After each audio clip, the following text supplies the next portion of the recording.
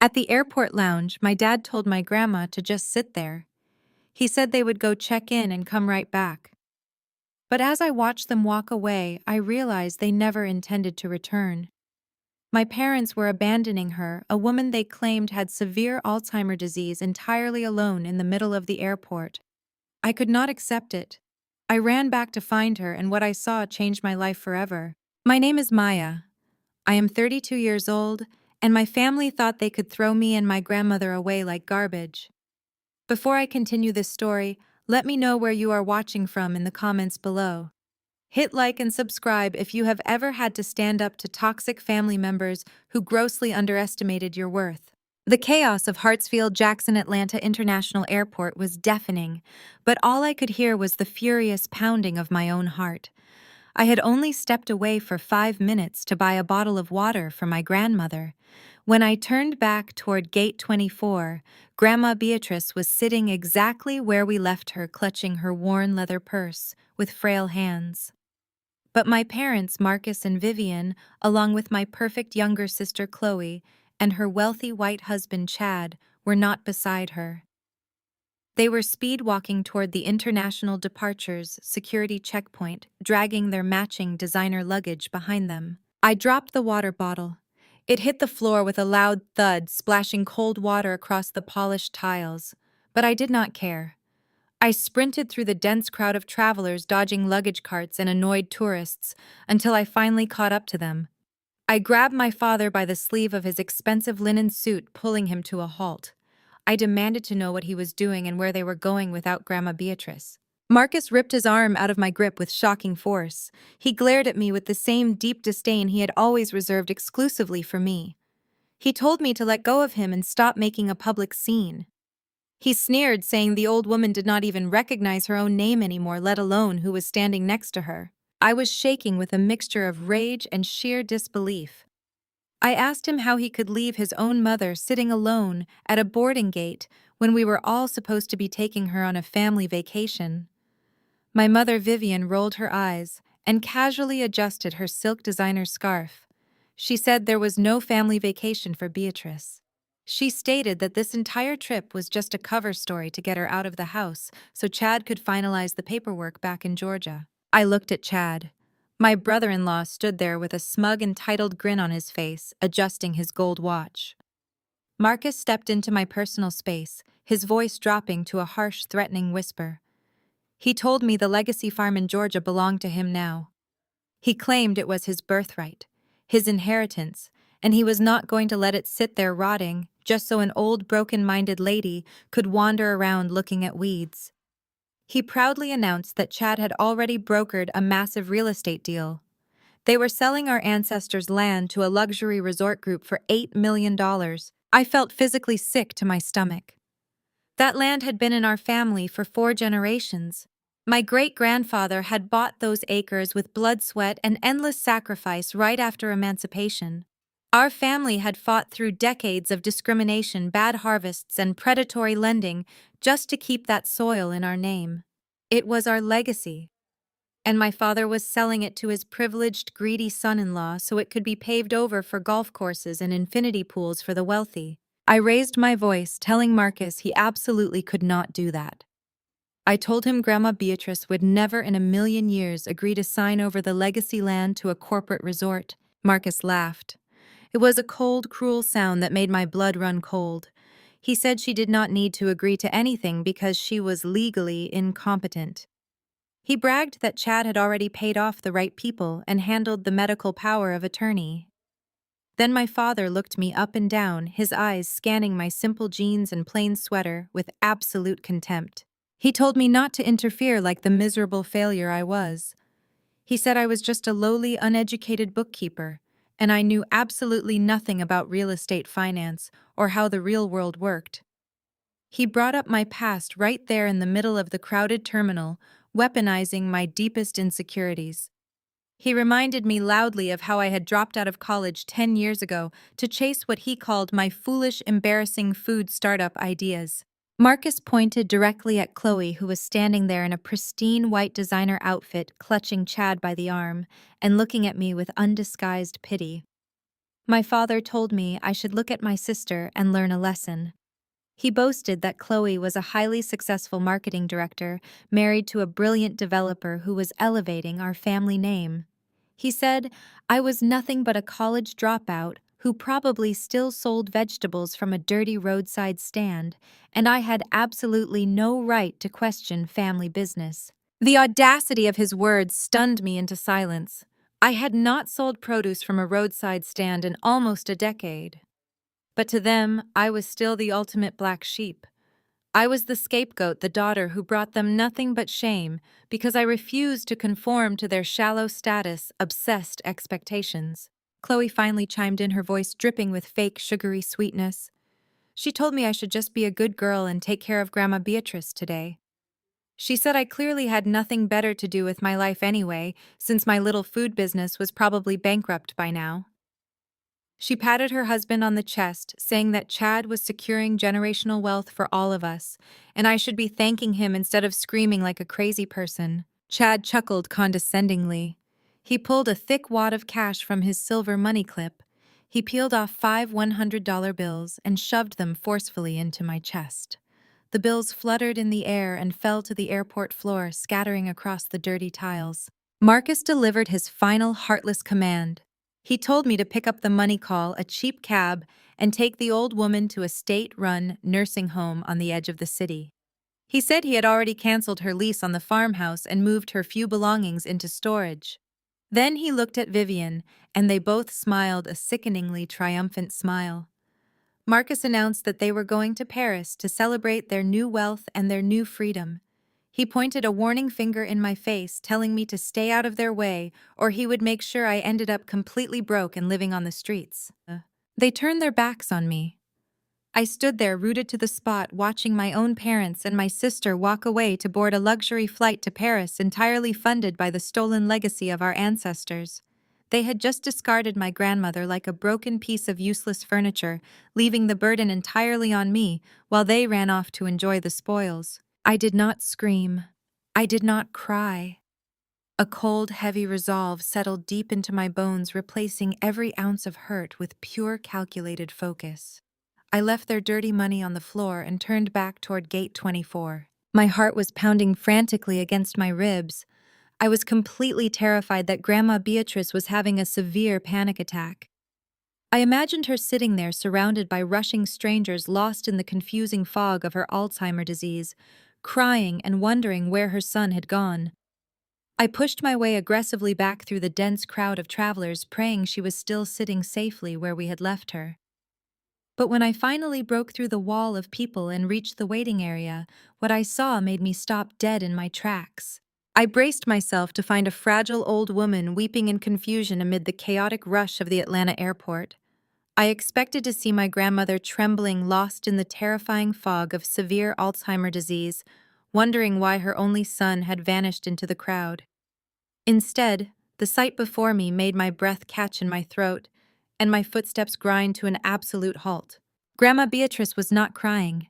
She was not slumped over in the oversized leather waiting chair. Her posture was completely transformed. Her spine was straight as a steel rod, her shoulders pulled back with the regal authority she had carried her entire life. Her legs were elegantly crossed at the ankles. Most shocking of all, she held a sleek iPad Pro balanced perfectly on her lap, her manicured fingers flying across the digital keyboard with the speed and precision of a seasoned corporate executive. The vacant, glassy stare that had convinced top neurologists of her rapid mental decline was entirely gone. In its place was a sharp, calculating gaze that took in the world with absolute clarity. She was wearing her signature pearl necklace, resting immaculately against her tailored blazer. She looked like a matriarch preparing to preside over a boardroom, not a patient waiting to be dumped into a state-run nursing home. Beatrice registered my presence before I even spoke. She smoothly tapped the screen of her tablet, locking it, and slipping it into her vintage leather tote bag with a fluid, practiced motion. She looked up at me, her dark eyes flashing with a dangerous, razor-sharp amusement. The hyenas took the bait. Did they not? She asked, her voice rich, steady, and dripping with absolute authority. I stood there frozen, my mouth opening and closing, as my brain struggled to process the total impossibility of the moment. I asked her what was going on, my voice barely more than a stunned whisper. I asked her how she was speaking so clearly, how she was using a tablet when just yesterday she pretended she could not remember how to use a television remote. Beatrice let out a low, rich chuckle that echoed with decades of hard-earned wisdom. She patted the empty seat beside her, gesturing for me to sit down. She told me she knew exactly what she was doing. She explained that she had visited her own private specialist 2 months ago, completely independent of the family. The doctor had given her a perfectly clean bill of health. She had nothing more than a mild age-related memory lapse, the kind any 78-year-old woman might experience. There was no severe Alzheimer disease. There was no rapid cognitive decline. She was entirely legally and fundamentally sane. She leaned closer to me, the amusement in her eyes shifting into something dark and lethal. She explained that she had to fake the severe dementia. She had to play the part of the broken, helpless burden to see exactly how fast her own flesh and blood would betray her. She said she noticed money quietly disappearing from her secondary accounts months ago. She saw the greedy, secretive glances Marcus and Vivian exchanged across the Sunday dinner table. Most importantly, she saw the way Chad, my privileged, arrogant white brother-in-law, looked at the deed to the Georgia farm. Beatrice spoke of the farm, her voice thickening with a fierce, protective pride. She reminded me that the land was not just dirt and trees. It was our family legacy. My great-grandfather had bought those acres with calloused hands and literal blood right after emancipation. He had defended that land against people who looked exactly like Chad, people who wanted to strip our family of our wealth and our history. Beatrice refused to let a century of African-American heritage be bulldozed into a generic luxury resort, just so Chloe could buy more designer shoes and Marcus could sip champagne in Paris. I listened in absolute awe. The anger I had felt toward my parents morphed into a deep, burning respect for the brilliant woman sitting beside me. I asked her how she knew about Chad and his specific plans for the corporate buyout. Beatrice smiled a smile that lacked any warmth. She reached deep into the lining of her vintage handbag and pulled out a small, sleek digital recording device. She held it up between us, the little black gadget catching the harsh airport lighting. She told me that Marcus, Vivian, and Chad thought she was just a deaf, senile old woman sitting quietly in the corner of the living room. They thought she was entirely disconnected from reality. They had completely forgotten who taught them how to play the game of survival. With a decisive click, Beatrice pressed the play button. The recording was crystal clear, capturing a conversation from just 2 nights ago when Beatrice was supposedly fast asleep in her wheelchair. Chad's voice filled the space between us, dripping with the kind of unearned confidence and entitlement that made my stomach turn. He sounded so smug as he outlined his master plan. I heard Chad telling my mother not to worry about the optics. He promised Vivian that the state-run underfunded nursing home on the outskirts of the city would be perfectly fine for Beatrice. He laughed as he told my parents that the old woman would not know the difference between a luxury suite and a shared room anyway, so there was no point in wasting good money on premium care. Then my mother spoke. Vivian's voice came through the speaker, complaining briefly about the terrible smell of the state facility when she toured it, but quickly agreeing that it was the most cost-effective option. She actually sounded relieved to be getting rid of the woman who had helped raise me. But the real gut punch came when Chad laid out the financial arrangement. He spoke smoothly, breaking down the theft of an $8 million legacy. He explained that the resort group was eager to finalize the purchase. He told Marcus he would route 20% of the sale directly into a hidden shell account for my parents. He explicitly stated that this money would fund their new lavish lifestyle, starting with their extravagant European vacation. As for the rest of the $8 million, Chad admitted his true desperation. His voice grew tight as he confessed that his real estate company was secretly drowning in debt. He needed the bulk of Grandma Beatrice's money to plug the massive bleeding holes in his failing portfolio before his investors found out he was a total fraud. In the background of the recording, I heard my sister Chloe laughing. The golden child, the perfect daughter with the supposedly flawless medical career. She giggled and told Chad that Grandma would be thrilled to fund her fabulous new lifestyle if she had enough brain cells left to understand high fashion. Beatrice stopped the recording. The silence that followed was heavy, thick with the undeniable proof of a devastating betrayal. My hands curled into tight fists. My family was not just greedy or selfish, they were actively malicious. They were fully prepared to throw their own mother into a miserable, neglectful institution just to steal millions of dollars and fund a fraudulent, highly curated social media lifestyle. They were entirely willing to erase our family history to save a white man's failing business. I looked at my grandmother, seeing her not as a victim, but as a brilliant tactician who had just handed me the ultimate weapon. All my life they had called me a failure.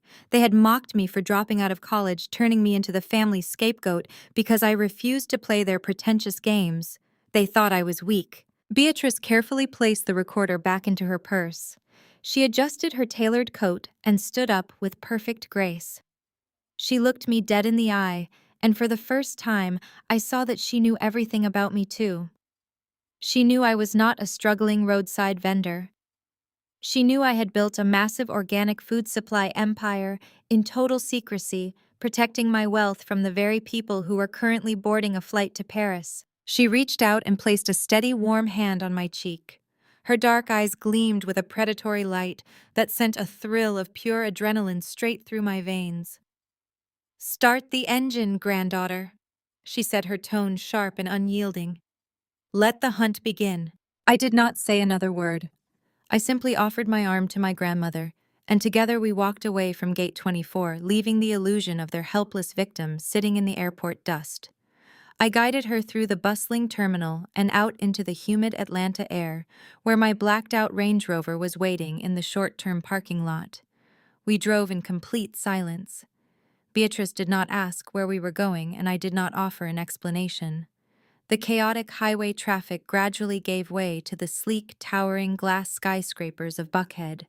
I pulled into the private, heavily guarded underground garage of the most exclusive residential high-rise in the district. The valet rushed over, pulling open my door with a respectful nod. He greeted me warmly, saying, "Good evening, Ms. Harrington. I will take care of the car."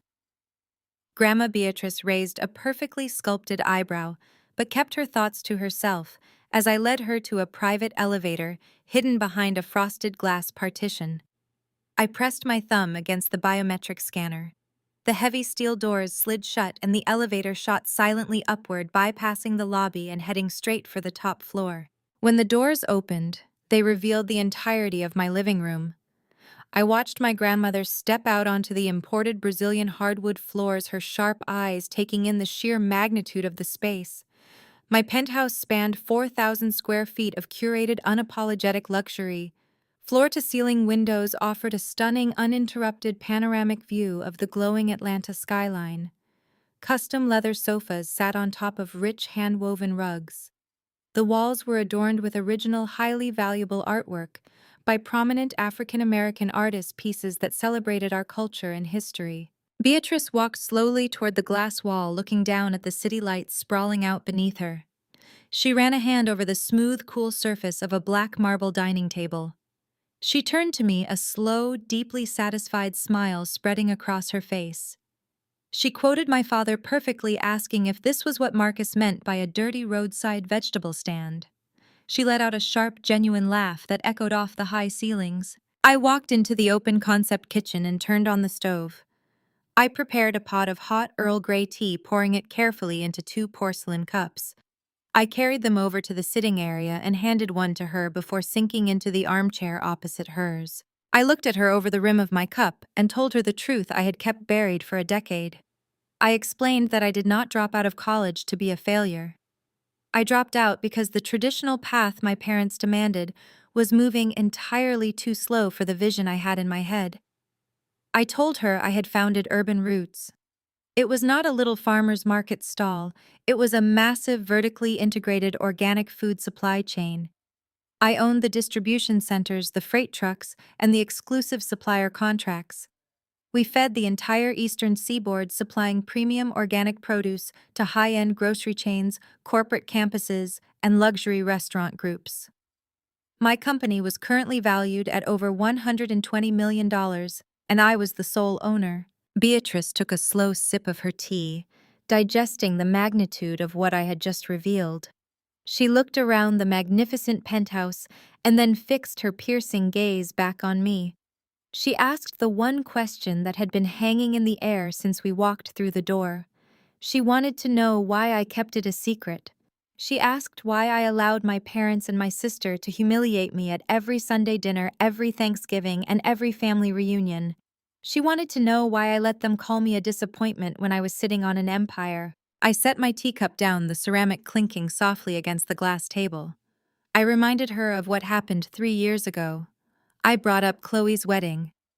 I reminded Beatrice of the lavish, over-the-top spectacle my parents had thrown simply to impress Chad's wealthy, judgmental white family and the pretentious members of their country club. I asked her if she remembered how Marcus and Vivian had manipulated her during that time. They had cried about family pride and social standing, practically begging her for financial help. They drained her retirement accounts, leveraged her social security, and completely wiped out her savings just to pay for imported white orchids, a celebrity event planner, and $250,000 reception. They literally bled her dry to fund their vanity and buy their way into elite society. I looked my grandmother dead in the eye and told her that if Marcus and Vivian knew I had money, they would have never stopped knocking on my door. They would have demanded I fund Chad's failing real estate ventures under the guise of family loyalty. They would have used the church, the pastor, and every ounce of emotional blackmail they could muster to siphon my wealth. They would have viewed my bank accounts as their personal slush fund. I told her I chose my peace, my sanity, and my financial security over their toxic conditional validation. Beatrice nodded slowly, a look of profound respect softening her stern features. She understood completely.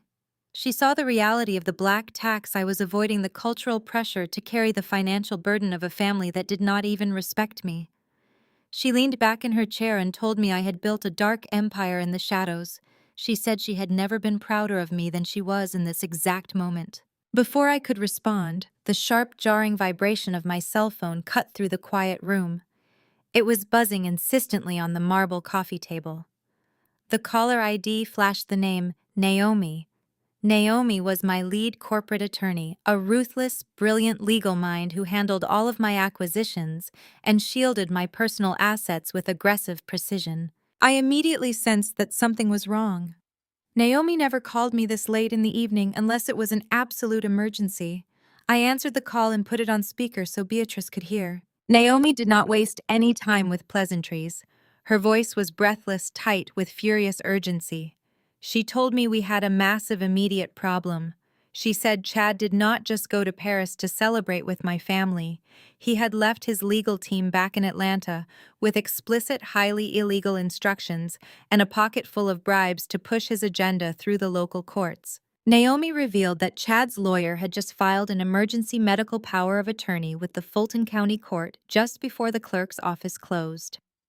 Chad had managed to find a corrupt, sympathetic judge willing to sign off on the fake medical documents declaring Beatrice completely incapacitated and entirely unable to manage her own affairs.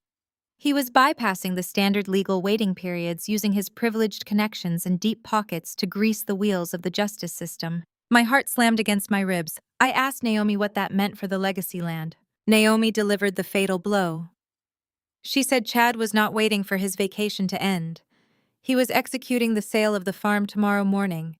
He had a remote electronic notary set up in his Parisian hotel suite. By 9 o'clock tomorrow morning, Eastern Standard Time, Chad was going to sign the deed over to the Luxury Resort Corporation. Once that digital ink dried, the legacy land would legally belong to a faceless conglomerate, and Chad would instantly receive an $8 million wire transfer to save his sinking real estate company. He was going to steal our history while sipping espresso thousands of miles away.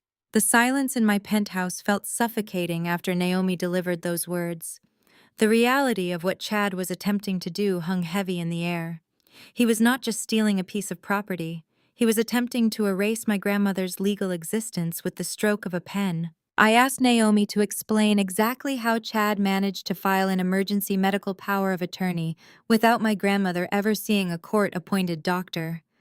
I paced across the hardwood floor, the city lights of Atlanta casting long shadows against the walls. Naomi let out a sharp, bitter laugh through the speakerphone. She told me she had immediately pulled the electronic filing from the Fulton County Court database the second her alerts went off. Chad had submitted a sworn affidavit from a physician named Dr. Vance Sterling.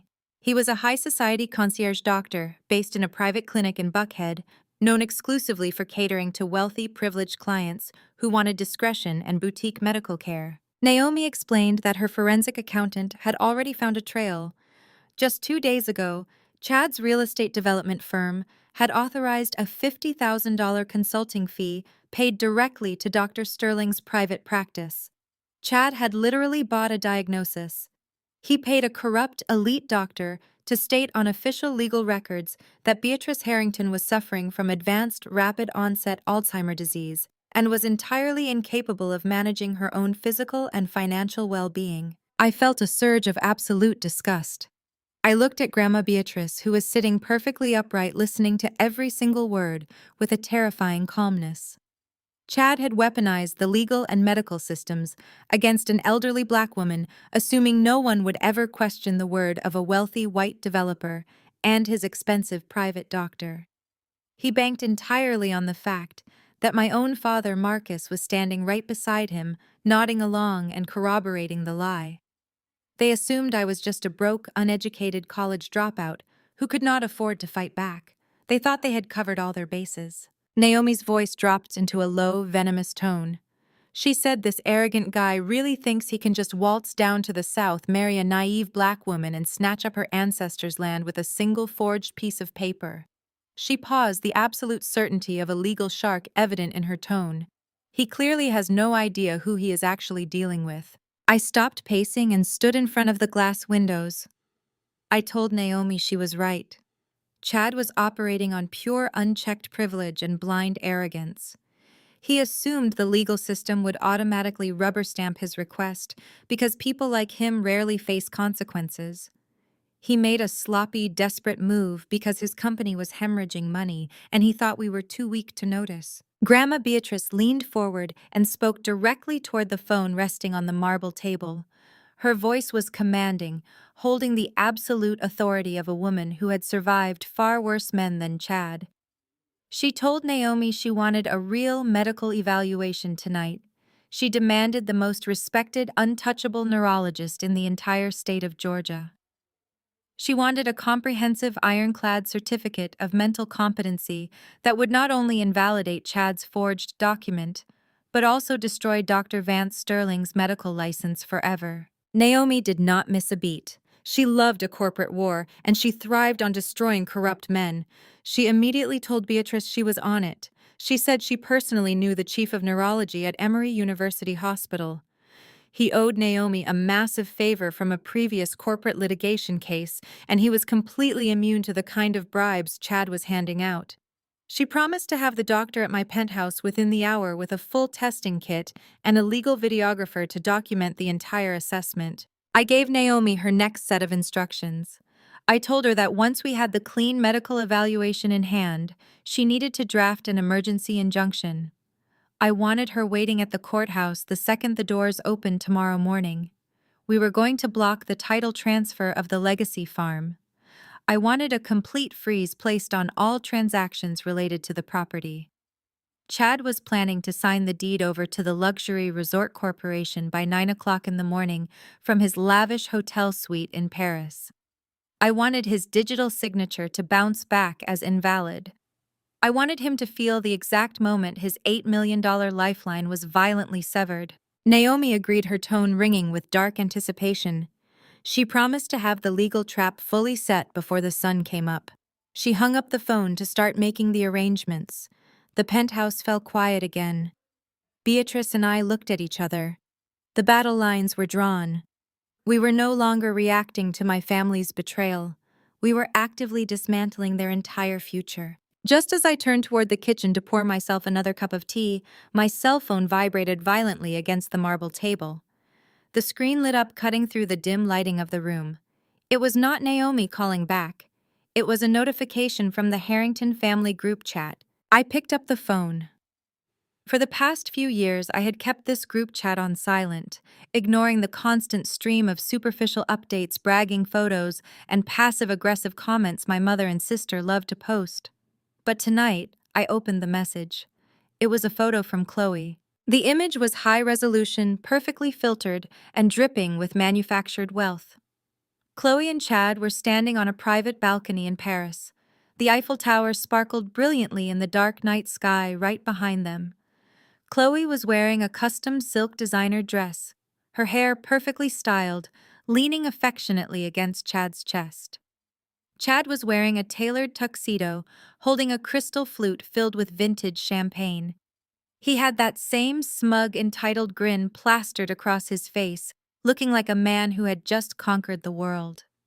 They looked like the ultimate picture of success, a power couple celebrating their massive triumph. But it was the caption underneath the photo that made my blood run ice cold. Chloe had typed the message for everyone in the family to see. She wrote that she was thinking of poor Maya, stuck at home babysitting sick grandma. She added that she and Chad were busy celebrating his massive new contract. She finished the message by claiming that generational wealth looked so good on them. She even added a little sparkling champagne glass emoji at the end. She was mocking me. She was openly flaunting the money she thought they had just stolen from our grandmother. She was rubbing my face in the fact that I was supposedly the miserable broke sister, tasked with wiping drool off an old woman's chin, while she was living a fairy tale life funded by our ancestors' stolen land. She believed she had won. She believed I was helpless. Grandma Beatrice walked over to stand beside me.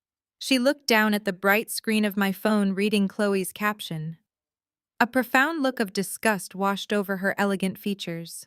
She looked at the picture of her own granddaughter, a young woman who was entirely willing to throw her into a state-run asylum just to afford a luxury vacation and prop up a failing husband.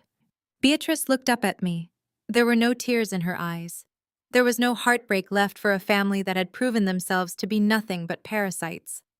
She simply nodded at the phone. She told me to reply. I stared at the photo of Chloe and Chad smiling under the Parisian sky. I thought about the massive, crushing debt Chad was secretly hiding. I thought about the fake medical documents he had bribed a doctor to sign.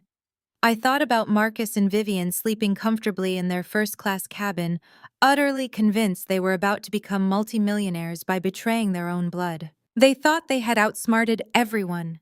They thought my silence for the past decade was a sign of weakness. They thought my organic food empire was a roadside stand. My fingers hovered over the digital keyboard.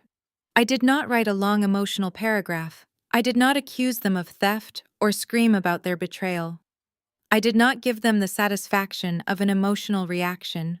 I channeled every ounce of power I had built over the last 10 years, every bit of cold, calculating business acumen that had made me a millionaire in my own right. I typed a single simple word and hit send. Enjoy. I placed my phone face down on the cool marble table. The single word was delivered. Let them drink their expensive champagne. Let them toast to their imaginary victory under the sparkling lights of the Eiffel Tower. They were celebrating a fantasy, completely unaware that the ground beneath their feet had already begun to crumble. By 8 o'clock the next morning, the defensive line was fully secured. Naomi had been waiting at the Fulton County Courthouse the second the doors unlocked. She slammed the emergency injunction down on the clerk's desk, backed by the sworn, videotaped medical evaluation from Emory University's top neurologist. The transfer of our ancestral farm was officially frozen. When Chad attempted to execute the deed transfer from his lavish Parisian hotel suite, his digital signature bounced back as entirely invalid. The $8 million payout he was desperately banking on vanished into thin air. But stopping their theft was no longer enough for me. Defense was for people who were afraid to fight. I wanted absolute, undeniable leverage. I sat behind the massive reclaimed wood desk in my corner office at Urban Roots headquarters. Beyond my glass walls, the corporate floor was a hive of controlled chaos. Supply chain managers were routing organic freight trucks across the eastern seaboard, and finance directors were securing contracts with national grocery chains. This was the empire my family thought did not exist. This was the success they claimed I was incapable of achieving. The heavy glass door to my office swung open.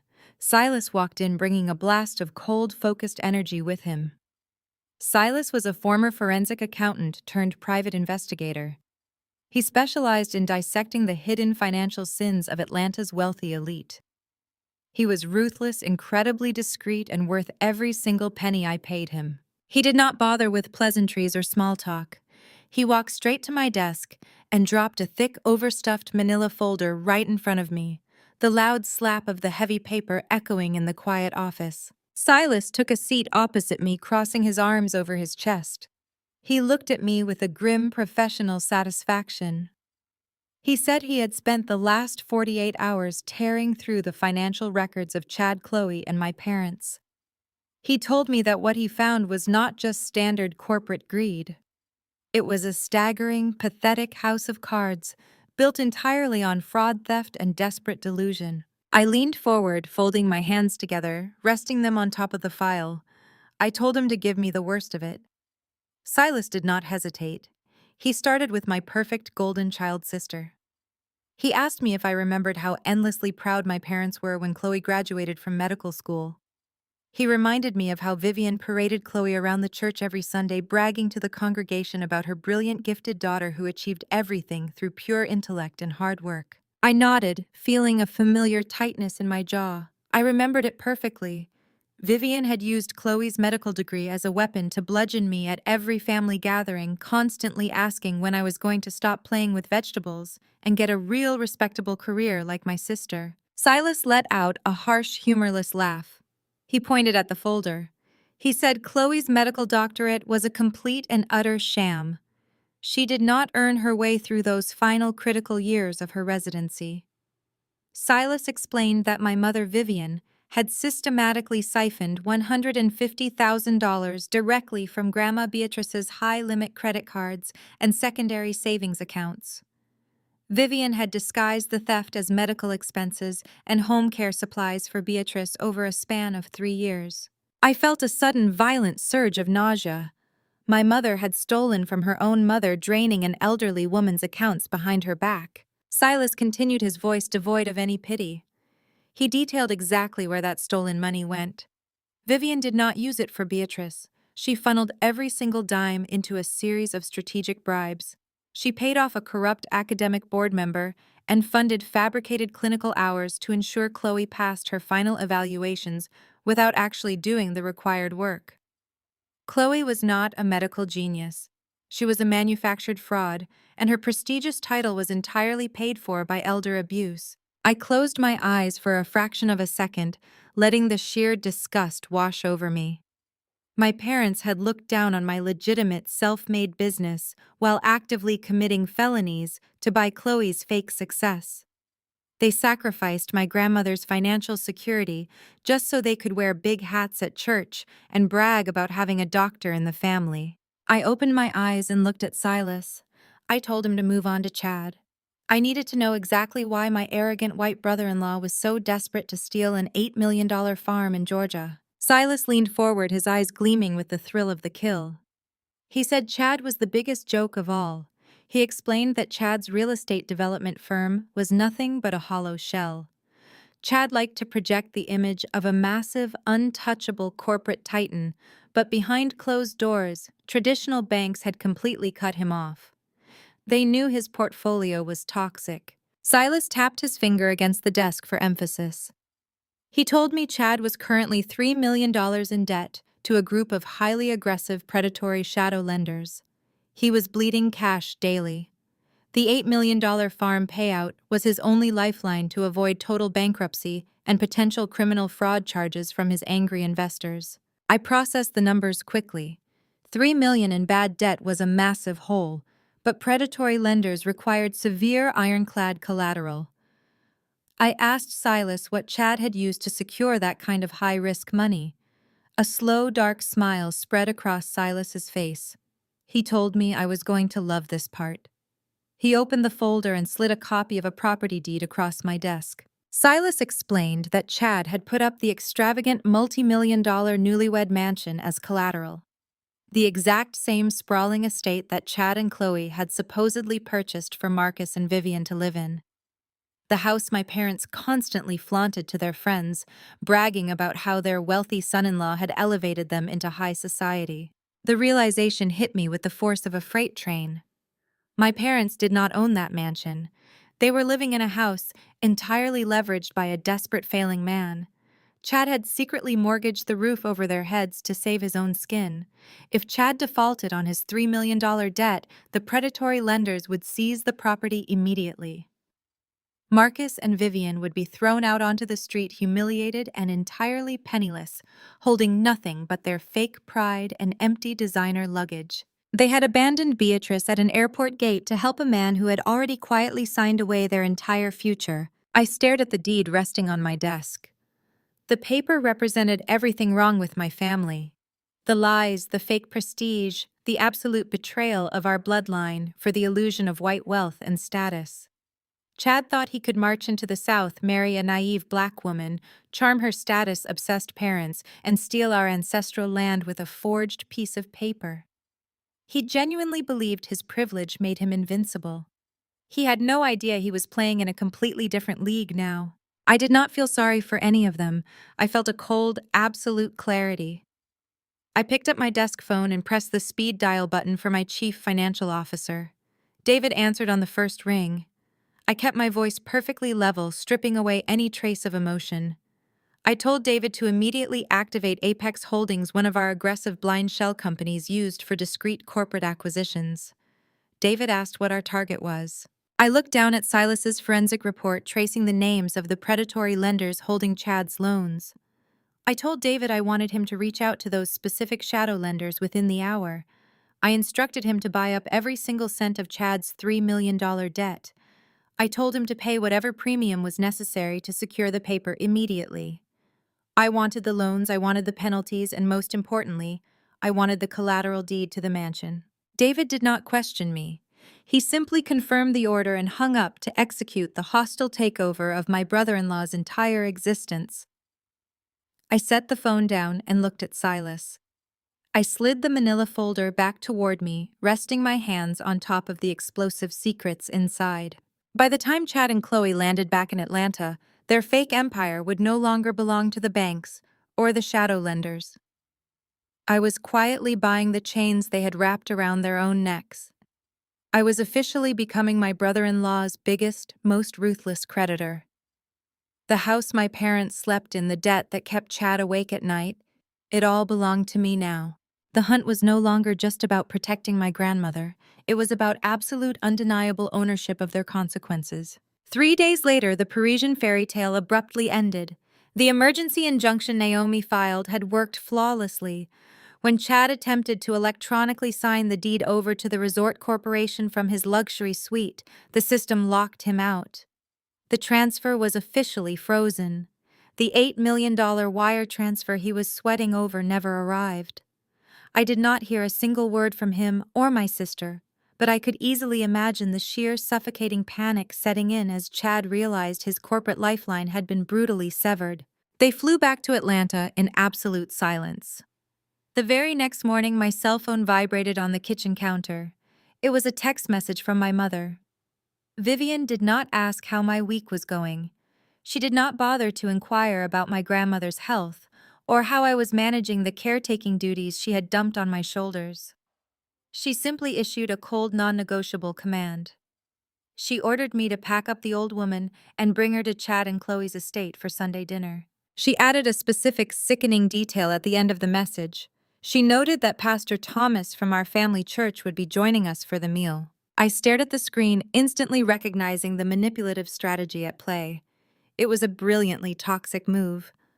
Marcus and Vivian knew exactly how bad it would look to the high society circles of Atlanta if they simply shoved the Harrington matriarch into an underfunded state-run asylum while they took European vacations. They needed a clean public narrative. They were bringing in the pastor, the moral authority of our community, to witness Beatrice's supposed mental collapse firsthand. They wanted the pastor to give his spiritual blessing to their horrific decision.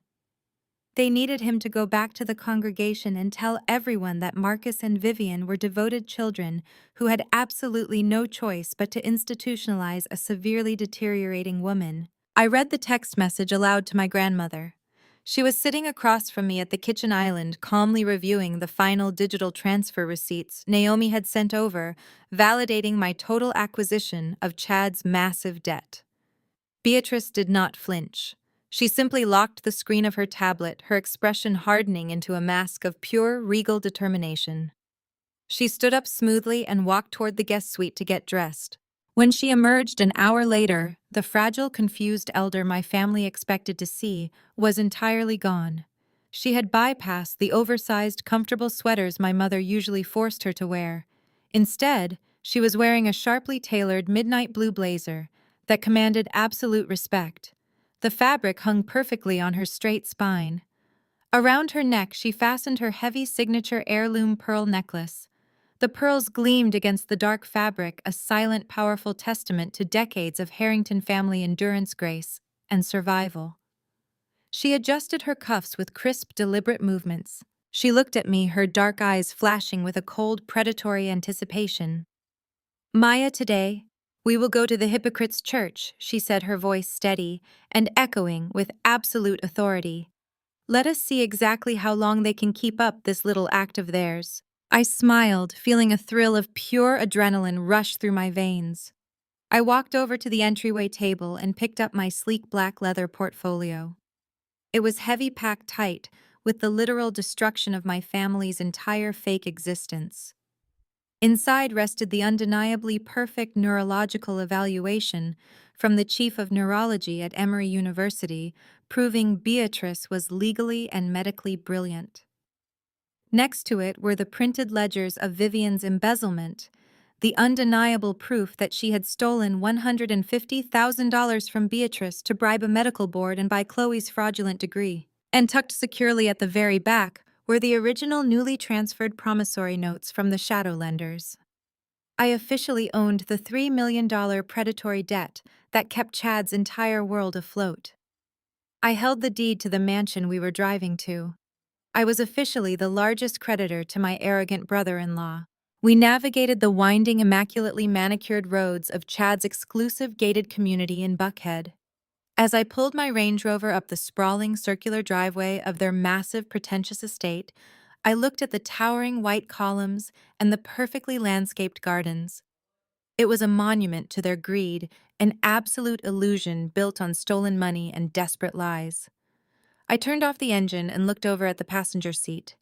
Beatrice gave me a single confirming nod. In the blink of an eye, the powerful matriarch vanished. Her straight spine curved forward, her shoulders slumping into a posture of profound, irreversible defeat. Her sharp, calculating gaze dulled instantly into a vacant, milky stare that seemed to look right through the dashboard. Her hands dropped to her lap and began to tremble with a perfectly executed frail tremor. It was a terrifying, absolute masterclass in deception. I retrieved her wheelchair from the trunk, carefully helped her into the seat, and pushed her up the grand, sweeping brick walkway leading to the massive double front doors. The heavy oak doors swung open before I even had a chance to ring the bell. The grand foyer was immaculate, dripping with crystal chandeliers, polished marble floors, and expensive floral arrangements designed to scream generational wealth. But the real spectacle was the performance happening right in the center of the room. Vivian and Marcus rushed forward the second the wheels of the chair crossed the threshold. They immediately launched into a theatrical, sickeningly exaggerated display of profound grief. Vivian covered her mouth with her manicured hand, letting out a staged, dramatic gasp as she looked down at her own mother. She leaned over, speaking to Beatrice in the loud, slow, condescending tone people use for toddlers acting utterly heartbroken when Beatrice offered nothing but a blank, trembling stare in return. Marcus stepped up beside her, placing a heavy, sorrowful hand on my shoulder. He shook his head with a perfectly rehearsed look of absolute tragedy, playing the part of the burdened, loving son pushed to his absolute limits. Standing just behind them, wearing a deeply sympathetic pastoral smile, was Pastor Thomas. He was holding a small leather-bound Bible, looking upon our family dynamic with deep, manufactured pity. My parents had perfectly set the stage for him to witness their fabricated misery. Chad and Chloe hovered in the background near the grand staircase. Chad looked incredibly pale, dark circles bruising the skin under his eyes, clearly suffocating under the weight of his frozen $8 million farm deal and his looming shadow debt. Yet he still tried to stand tall, puffing out his chest to look like the benevolent, wealthy provider stepping up to handle an impossible family tragedy. Chloe clung to his arm wearing a designer dress and a perfectly painted expression of delicate sorrow. They were all playing their parts flawlessly. They were weeping over an old woman they believed was entirely broken, seeking religious validation for their treachery, and banking their entire future on an ancestral farm they thought they had already stolen. Vivian dabbed a fake tear from her eye with a silk tissue and turned to Pastor Thomas, loudly lamenting about how incredibly fast Beatrice was declining and how painful it was for the family to watch her mind waste away. She delivered her monologue perfectly, seeking the pastor's comforting words, totally and completely oblivious to the heavy leather portfolio resting firmly in my grip, packed to the brim with the absolute destruction of their entire world. The transition from the grand foyer into the formal dining room was seamless. A guided tour through the stolen opulence of Chad and Chloe's supposedly perfect life. I wheeled Grandma Beatrice up to the edge of the massive custom-built mahogany table. She kept her chin tucked securely to her chest, her hands curled loosely in her lap, playing the role of the vacant, deteriorating burden to absolute terrifying perfection. The dining table was a grotesque monument to excess, set with heavy sterling silver crystal wine glasses and a sprawling centerpiece of imported white lilies that completely failed to mask the stench of their hypocrisy. Pastor Thomas was guided to the seat of honor right next to Chad, who took his place at the head of the table with the unearned arrogance of a feudal king. As the private chef brought out the first course of steaming lobster bisque, Pastor Thomas bowed his head. He led a long, winding prayer, thanking the Lord for the incredible strength of this family during such a dark and trying season. He asked for divine grace to comfort Marcus and Vivian as they navigated the heartbreaking decline of their beloved matriarch. He specifically thanked God for Chad praising his generous spirit and his willingness to shoulder the heavy, expensive burden of elder care. I kept my eyes open during the prayer. I watched my mother Vivian dab the corner of her perfectly dry eye with a cloth napkin. I watched my father Marcus nod solemnly, wearing a mask of pious resignation. And I watched Chad, who was trying and failing to hide a deeply satisfied, arrogant smirk.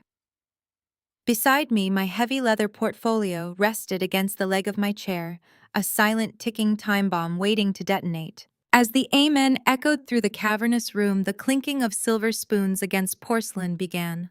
The conversation immediately shifted away from Beatrice. She was sitting right there, breathing and listening, but to them she was already a ghost. She was a finalized transaction. Chloe dominated the discussion, her voice ringing with shallow excitement as she detailed the Michelin-starred restaurants they had visited in Paris, the designer boutiques she had cleared out, and the luxury upgrades she was planning for this very house. She casually mentioned to Pastor Thomas how stressful her medical career was, complaining about the grueling hours at the clinic and the heavy responsibilities of being a doctor. I stared at her perfectly manicured hands, knowing exactly how Vivian had stolen $150,000 from the silent woman sitting next to me just to buy those fake credentials and bribe the academic board. Then Chad decided it was time for his main performance. He set his silver spoon down and dabbed his mouth with his linen napkin. He leaned back in his oversized chair, steepling his fingers together as he looked down the length of the table at me. He wore the expression of a benevolent savior, addressing a pathetic, struggling peasant. He told the pastor that navigating family tragedies was always difficult, but that it was the duty of the strong to provide for the weak. He reached inside the breast pocket of his tailored suit jacket and pulled out a sleek, leather-bound checkbook. He uncapped a gold fountain pen with a theatrical flourish. He looked directly into my eyes, his tone dripping with patronizing pity. With a few quick strokes, he filled out a check, tore it from the booklet, and slid it across the smooth mahogany wood. It stopped right next to my water glass. "Take this $5,000. Chad said, his voice loud enough to ensure the pastor heard every single syllable of his supposed charity. He smirked a cold, condescending sneer that made my blood run beautifully cold. I heard you have been picking up extra shifts at the local supermarket just to make ends meet. Consider this a gift to get you back on your feet. I looked down at the piece of paper. $5,000. He thought he was throwing a life raft to a drowning woman, completely oblivious to the fact that my organic food distribution empire generated that exact amount of revenue every 3 minutes of the business day. Chad did not stop there. He leaned forward, resting his elbows on the table, eager to boast to his captive audience. He turned his attention back to Pastor Thomas, adopting a tone of solemn business acumen. He announced that he had officially taken control of the family situation. He declared that he and Marcus had already sold Grandma Beatrice's farm. He spoke of the legacy land the soil bought with the literal blood and sweat of my ancestors, as if it were a discarded piece of trash he had successfully flipped for profit. He told the room that the money from the sale would be allocated to cover Beatrice's basic medical expenses at the state-run facility. He brushed past that detail, quickly moving on to his real prize. The rest of the capital he boasted was being injected directly into his real estate development firm.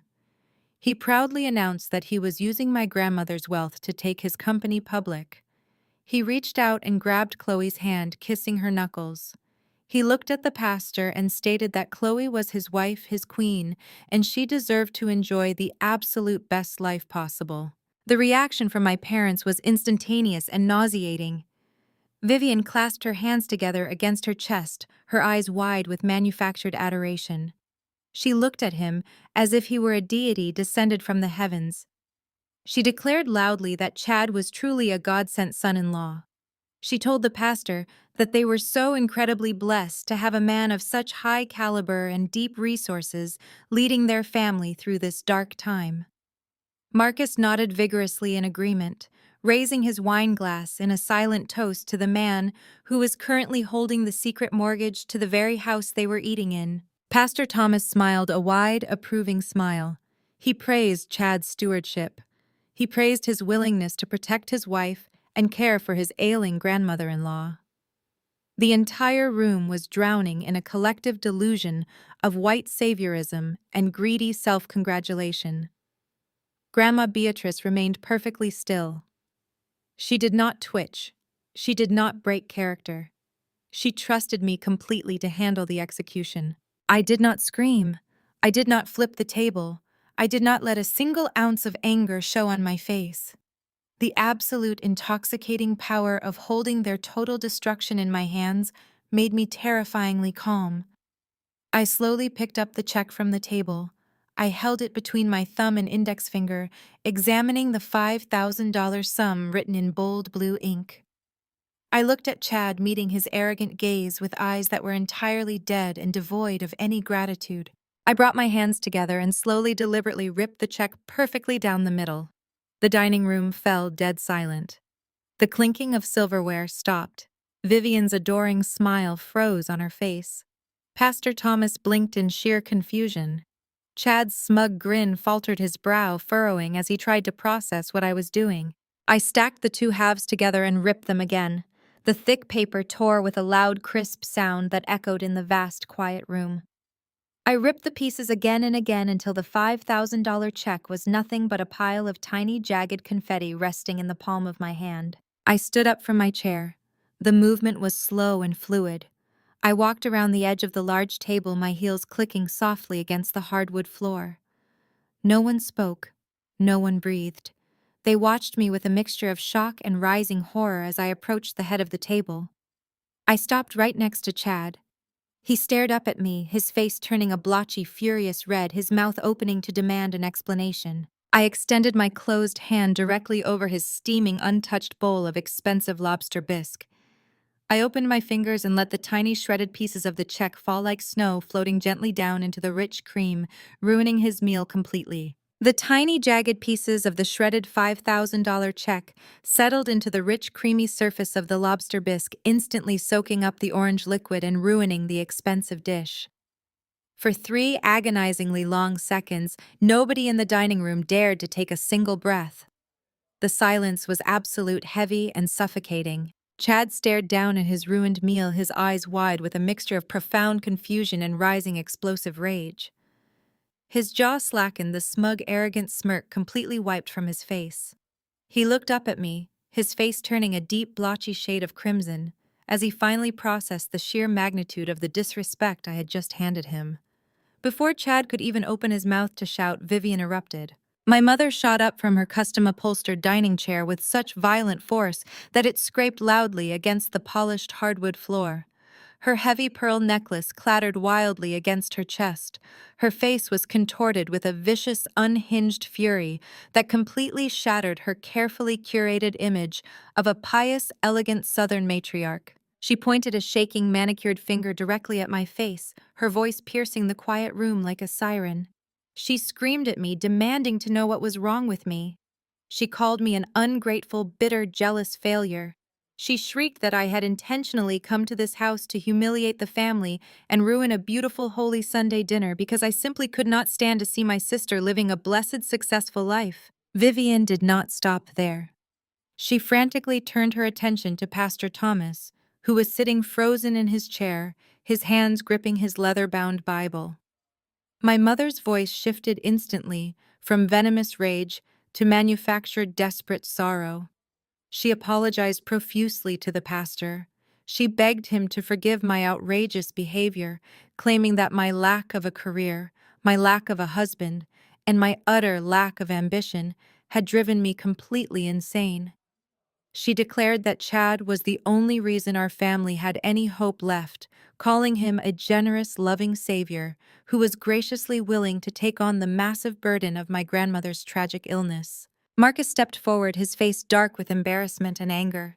He reached out, attempting to grab my forearm to physically pull me away from the table. He growled under his breath, ordering me to get out of the house immediately before I embarrassed them any further. I did not flinch. I did not step back. I simply turned my head and looked down at my father's hand hovering inches from my arm. I kept my voice dangerously low, radiating an icy, absolute calm that stopped him dead in his tracks. I told him that if he dared to lay a single finger on me, I would press assault charges before his precious pastor could even say a prayer.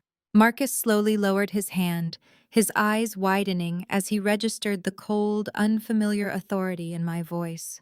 I was no longer the quiet, compliant scapegoat they could bully into submission. I was a woman holding the keys to their total destruction. Chloe let out a dramatic, whining sigh from across the table. She clung tighter to Chad's arm, burying her face against his tailored shoulder. She loudly complained that I was ruining her evening and begged Chad to just call their private security detail to have me thrown off the estate. I completely ignored my parents. I ignored my sister. I kept my eyes locked entirely on Chad. He was still sitting at the head of the table, his chest heaving as he tried to regain control of the room. He opened his mouth to order me out, but I did not give him the chance. I reached down and picked up the heavy black leather portfolio resting against the leg of my chair. The loud metallic sound of the zipper echoing in the quiet dining room drew every eye toward me. I reached inside and pulled out a thick stack of crisp, watermarked legal documents. I slammed them down onto the center of the mahogany table right next to the floral centerpiece. I looked directly at my mother, my voice echoing with a lethal cutting clarity. I asked her if she truly believed Chad was the savior of this family. I asked if she really thought this man was stepping up out of the goodness of his heart.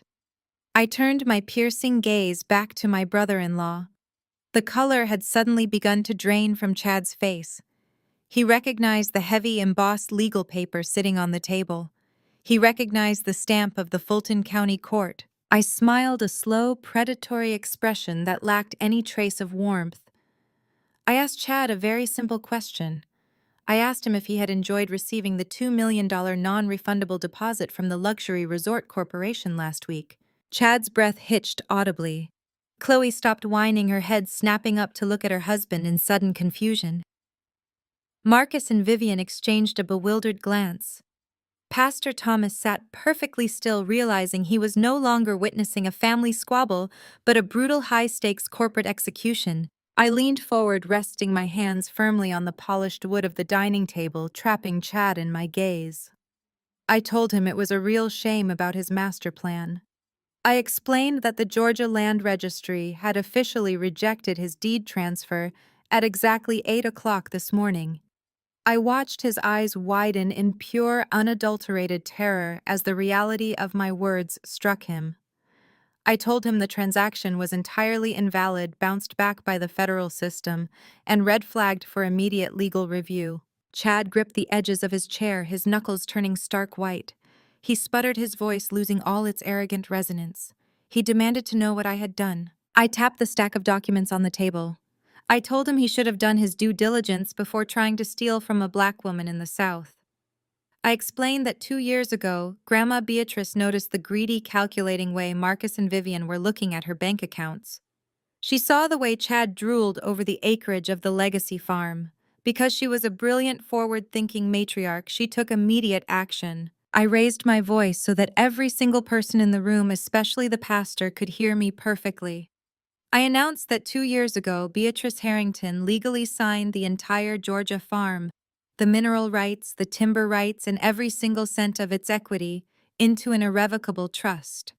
I paused, letting the heavy, devastating silence stretch across the dining room. I looked Chad dead in the eye and delivered the final fatal blow. I told him that the irrevocable trust was completely locked. It could not be sold, leveraged, or transferred by anyone, and the sole legal trustee holding absolute control over that estate was me. The blood vanished entirely from Chad's face, leaving him a sickening shade of pale gray. He looked like a man who had just been shoved out of an airplane without a parachute. He knew exactly what this meant. He knew the $3 million shadow debt was coming due. He knew his company was bankrupt, and he knew the $8 million payout he needed to survive had just evaporated into thin air. He did not own the farm. He had just tried to sell a property that belonged to a highly protected legal trust, managed by the very woman he had just tried to humiliate with a $5,000 check. Panic overtook him. His survival instincts kicked in, messy and desperate. Chad violently pushed his chair back and shot up to his feet. He slammed both of his fists down onto the mahogany table, rattling the crystal wine glasses. His face turned a deep, furious purple. He pointed a trembling finger at my face and screamed at the top of his lungs. He shouted that I was lying. He yelled that my trust document was completely worthless garbage. He turned to the pastor and my parents, spitting his words out in a frantic, unhinged frenzy. He declared that he had an emergency medical power of attorney signed by a licensed physician. He screamed that Beatrice was medically and legally incapacitated. He shouted that she was suffering from severe late-stage dementia, that her mind was entirely gone, and that she was a brain-dead vegetable who had no legal right to sign anything. He was breathing heavily, his chest heaving, his eyes wide and manic as he desperately clung to his fraudulent medical paperwork. He yelled that he was the legal guardian of her estate and that the sale would go through whether I liked it or not. Right at that exact moment, a soft, deliberate sound broke through Chad's hysterical screaming. It was the distinct, sharp sound of a wheelchair brake being unlatched. Every head at the table turned. Chad froze, his mouth still hanging open. Vivian gasped, her hand flying to her chest. Marcus took a startled step backward. Grandma Beatrice did not ask for help. She did not tremble. The vacant, cloudy stare she had maintained for the past 2 hours vanished completely, replaced by a sharp, lethal clarity that burned brighter than any chandelier in the room. She placed her hands firmly on the armrests of her wheelchair. With a smooth, elegant, and entirely effortless motion, she pushed herself up. She stood tall, her spine perfectly straight, her midnight blue blazer hanging immaculately on her frame. The heavy pearl necklace rested proudly against her chest. She looked like a reigning queen observing a court of absolute fools. Beatrice Harrington did not look at my mother. She did not look at my father. She kept her piercing, intelligent eyes locked entirely on Chad. With agonizing slowness, she reached out her perfectly steady hand, wrapped her elegant fingers around the stem of a crystal wine glass resting on the table, and calmly lifted it into the air. She tapped her silver spoon against the delicate crystal rim. Ding, ding, ding. The sharp, ringing notes sliced through the paralyzed dining room. Everyone was too stunned to breathe. Beatrice lowered the spoon, and took a slow, appreciative sip of the red wine. When she set the glass back down, the transformation was absolute. The cloudy, vacant gaze that had fooled them all was replaced by eyes as sharp and unforgiving as obsidian. She turned her head and locked her piercing stare directly onto my father. "I have not lost my mind, Marcus," Beatrice said. Her voice was immaculate, commanding, and completely devoid of any tremor. It was the voice of a woman who had built an empire and survived decades of hardship. "I have only lost faith in my worst, most pathetic son." Marcus stumbled backward, his knees hitting the edge of a mahogany sideboard. He looked like a man who had just seen a ghost. His jaw worked uselessly trying to form a word, a defense, an apology, but nothing came out. "Mama." He finally choked out, his voice cracking into a pathetic, high-pitched whine. "We were just trying to help you. The doctors said—" "The doctors you bribed." Beatrice cut him off, her tone dripping with absolute disgust. "Or the doctors Vivian consulted while she was siphoning my accounts dry. Do not insult my intelligence by pretending this was an act of mercy. I sat in this wheelchair and listened to you map out my incarceration.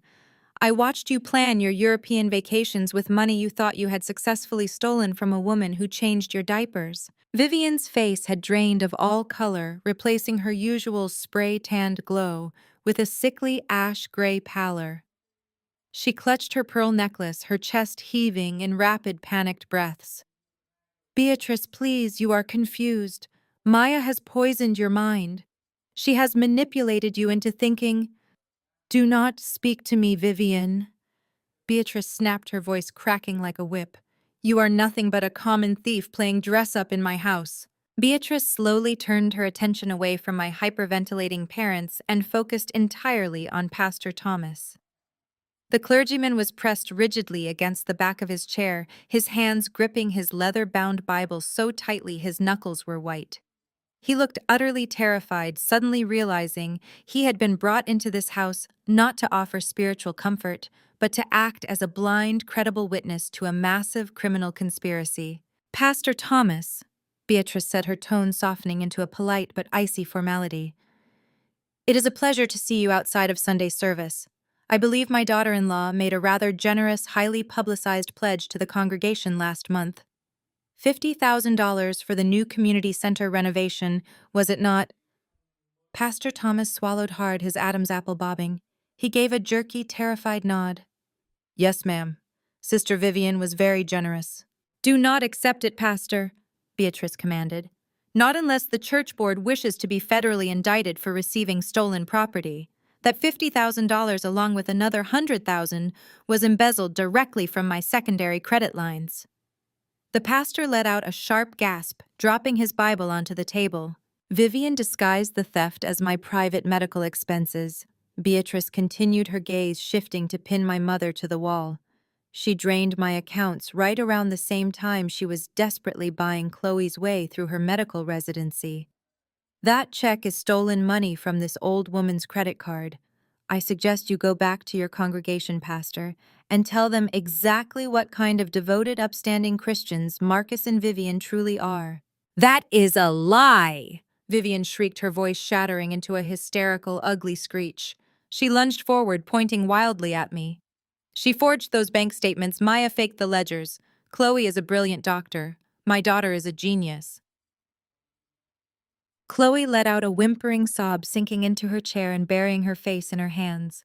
She did not defend herself. She did not deny it. Her silence was the loudest confession in the room. The prestigious medical title she had flaunted over me her entire life was officially dead burned to the ground in front of the one man who represented their entire social standing in Atlanta. Pastor Thomas did not wait to hear another word. He scrambled out of his chair, his face flushed with profound horror and deeply offended morality. He did not look at Vivian. He did not look at Marcus. He simply muttered a hasty, terrified apology to Beatrice, grabbed his Bible, and practically sprinted out of the dining room. The heavy slam of the front door echoed through the house, sealing my parents' ultimate social death. They were finished in Atlanta. The gossip would spread through their high society church circles before the sun even went down. With the pastor gone, the last remaining shred of civility evaporated. The performative masks were entirely ripped away, leaving nothing but raw, desperate panic. Chad was hyperventilating at the head of the table. His entire reality was collapsing around him in real time. He had just watched his $8 million farm acquisition turn to dust. He had just watched his wife's medical career get exposed as a criminal fraud. And he knew with terrifying certainty that I was holding the deed to the very house he was standing in, leveraged against a $3 million shadow debt he could no longer pay. He looked at the shredded pieces of the $5,000 check he had arrogantly thrown at me, now sinking into the ruined lobster bisque. The insult he had intended to humiliate me with was now a glaring, pathetic monument to his own financial ruin. Something inside Chad's brain snapped. The sophisticated, untouchable corporate developer vanished, replaced by a cornered, rabid animal. He let out a guttural, furious roar.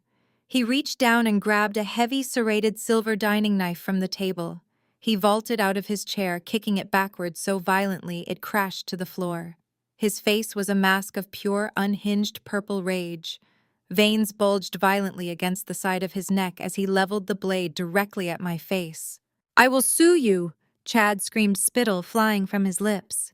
He was shaking from head to toe, the tip of the knife trembling inches from my chest. "You think you can play me? You think you can steal my company? I will drag you through the mud. I will put you and this old hag in jail for fraud. You set me up!" Marcus shouted in panic, frozen in place. Vivian screamed, covering her ears. Chloe sobbed louder, shrinking away from her own husband. I did not flinch. I did not blink. I sat perfectly still in my chair, looking past the gleaming edge of the dining knife directly into Chad's bloodshot, terrified eyes. The absolute panic radiating from him was intoxicating. I could smell his fear. He was a man who realized he had just stepped onto a battlefield completely unarmed, bringing a butter knife to a nuclear war. I slowly folded my hands together, resting them on top of my leather portfolio. I tilted my head, offering him a serene, almost pitying smile. "Put the cutlery down, Chad," I said, my voice dangerously calm, cutting through his hysterical screaming like ice. "You are embarrassing yourself in your own rented dining room." I leaned back in my chair, radiating total, undeniable control. I let the silence stretch for a fraction of a second before delivering the final, suffocating blow to his ego. "Hasn't your lawyer called you with the news yet?" I asked smoothly, watching the muscles in his jaw twitch in confusion. "Or perhaps he already quit because your latest retainer check bounced. The shadow lenders officially transferred your debt to my holding company this morning. The grace period for your $3 million loan expired at noon." I stood up, towering over the table, refusing to break eye contact with the broken man in front of me. "Keep that frantic energy, Chad." I smiled, gesturing to the scattered documents on the table. "You are going to need it. See you in court tomorrow morning." The heavy oak doors of courtroom 4B swung shut with a resounding thud that echoed through the sterile, polished corridors of the Fulton County Courthouse. The air inside was thick with tension, smelling of floor wax and expensive cologne. Chad had arrived 30 minutes early, flanked by my parents and a silver-haired, sharply dressed attorney who looked like he billed by the second. They had marched down the center aisle like a conquering army. Chad wore a tailored charcoal suit, his chin tilted up in a desperate attempt to project the untouchable corporate power he no longer possessed. Vivian and Marcus sat directly behind him in the gallery, clutching each other's hands, their faces arranged in perfectly synchronized masks of parental agony. Chloe sat beside them, dabbing her dry eyes with a tissue, playing the role of the traumatized wife whose family was being ripped apart by a deranged sibling. I sat at the defense table. Naomi, my attorney, sat to my left, her posture relaxed, arranging her files with surgical precision. To my right sat Grandma Beatrice. She was not in a wheelchair today. She sat tall in a high-backed mahogany chair, wearing her pearl necklace and a sharp emerald green suit. Her expression was utterly serene, observing the frantic, hostile energy radiating from the plaintiff's table with the detached interest of someone watching a poorly acted play. Judge Reynolds entered the room. She was a formidable black woman with sharp, observant eyes and a reputation for completely dismantling lawyers who came into her courtroom unprepared. She took her seat at the bench, adjusted her reading glasses. and looked down at the massive stack of emergency filings. Before the clerk could even finish formally calling the case, Chad's attorney shot to his feet. He buttoned his suit jacket, puffing his chest out as he approached the podium. His name was Sterling, and he carried the specific, unearned arrogance of a man who was entirely used to using his race, his gender, and his client's presumed wealth to steamroll his way to victory. He did not waste a single second. He immediately launched into a vicious, calculated character assassination designed to paint me as a desperate, manipulative parasite. Your Honor. Sterling began, his voice booming through the courtroom with theatrical outrage. We are here today on an emergency basis to stop a profound and deeply disturbing tragedy. What we are witnessing is the financial and emotional exploitation of a severely incapacitated elderly woman by a greedy, unstable granddaughter. He gestured dramatically toward Chad, who nodded with solemn, fabricated grief. My client, Chad Kensington, is a respected, highly successful real estate developer and a pillar of the Atlanta business community. Sterling continued, his tone dripping with self-righteousness. When he married into this family, he generously took on the financial and medical burdens of his wife's grandmother. He and his in-laws, Marcus and Vivian Harrington, made the heartbreaking but necessary medical decision to transfer Beatrice to a specialized care facility. To fund this expensive round-the-clock medical care, they arranged the sale of an abandoned, dilapidated farm. It was a noble sacrifice made by a devoted family. Sterling turned his gaze toward me, his upper lip curling into a sneer of pure disgust. And then we have Miss Maya Harrington, he said, his voice dropping into a register of mock pity. A young woman who has spent her entire adult life rebelling against her parents' guidance. For years, Marcus and Vivian Harrington tried to steer their younger daughter toward a respectable path. They offered to pay for her education. They offered her entry-level positions at their own firm. Instead, she chose to drop out of mainstream society to play with dirt and vegetables, pursuing a fruitless, unprofitable agricultural hobby, while her parents footed the bill for her failures. I felt a surge of cold fury, but I kept my face entirely blank. Naomi did not object. She simply tapped her pen against her legal pad, letting him dig the hole deeper. I glanced back at the gallery. Vivian was nodding vigorously, wiping away a fake tear. Marcus looked deeply wounded, playing the part of the tragic father who had done everything he could to save his rebellious child. They had fed this lawyer every single toxic lie they had used to demean me for the past decade, wrapping their cruelty in the guise of parental concern. Your Honor, my client is a respected businessman, while Ms. Maya here has no stable job, no assets, and zero financial literacy. Sterling declared, his voice rising to a crescendo of aggressive, arrogant certainty. She realized she had no future, so she resorted to kidnapping her own grandmother. She fabricated trust documents to steal an $8 million property she lacks the capital to even maintain. Her manipulating an Alzheimer's patient to fund her failing lifestyle is not just a family dispute, it is a crime. Sterling slammed his hands down on the podium, leaning forward aggressively. He demanded that the court immediately invalidate the irrevocable trust grant Chad full emergency conservatorship over Beatrice's estate and order my immediate removal from the property. He stepped back and looked at Chad, sharing a smug, victorious nod. They genuinely thought they had won. They believed their manufactured narrative of white corporate success versus black female failure was an impenetrable shield. Judge Reynolds did not look impressed. She did not look moved. She looked incredibly irritated. The courtroom was dead silent, save for the soft, rapid rustling of paper. Judge Reynolds was flipping through the thick stack of financial disclosures Naomi had submitted to the court an hour before the hearing began. She read one page, paused, flipped to the next, and read it again. Her brow furrowed deeply. She slowly lowered the files, took off her reading glasses, and fixed Sterling with a stare so intensely piercing it could have cut glass. Counselor Judge Reynolds said, her voice dangerously quiet, slicing through the heavy air of the courtroom. Did you just state for the official record that Ms. Maya Harrington has no stable job and no assets? Sterling puffed out his chest, stepping back up to the podium with a condescending smile. Yes, Your Honor. She is essentially unemployed. She runs a small, irrelevant community garden project that generates no sustainable income. She is entirely unfit to manage an estate of this magnitude. Judge Reynolds picked up a heavy-bound document with a federal tax seal stamped on the front. She held it up in the air. "That is fascinating, Mr. Sterling," Judge Reynolds said, her tone dripping with absolute lethal mockery.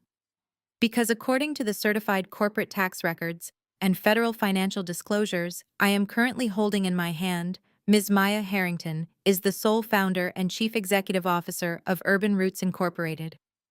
The silence in the room suddenly felt electric. Chad's smug smile faltered. Vivian stopped fake crying, her hand freezing halfway to her face. "Are you absolutely sure you investigated this matter thoroughly, Counselor?" Judge Reynolds asked, leaning over the bench, her voice ringing with undeniable authority.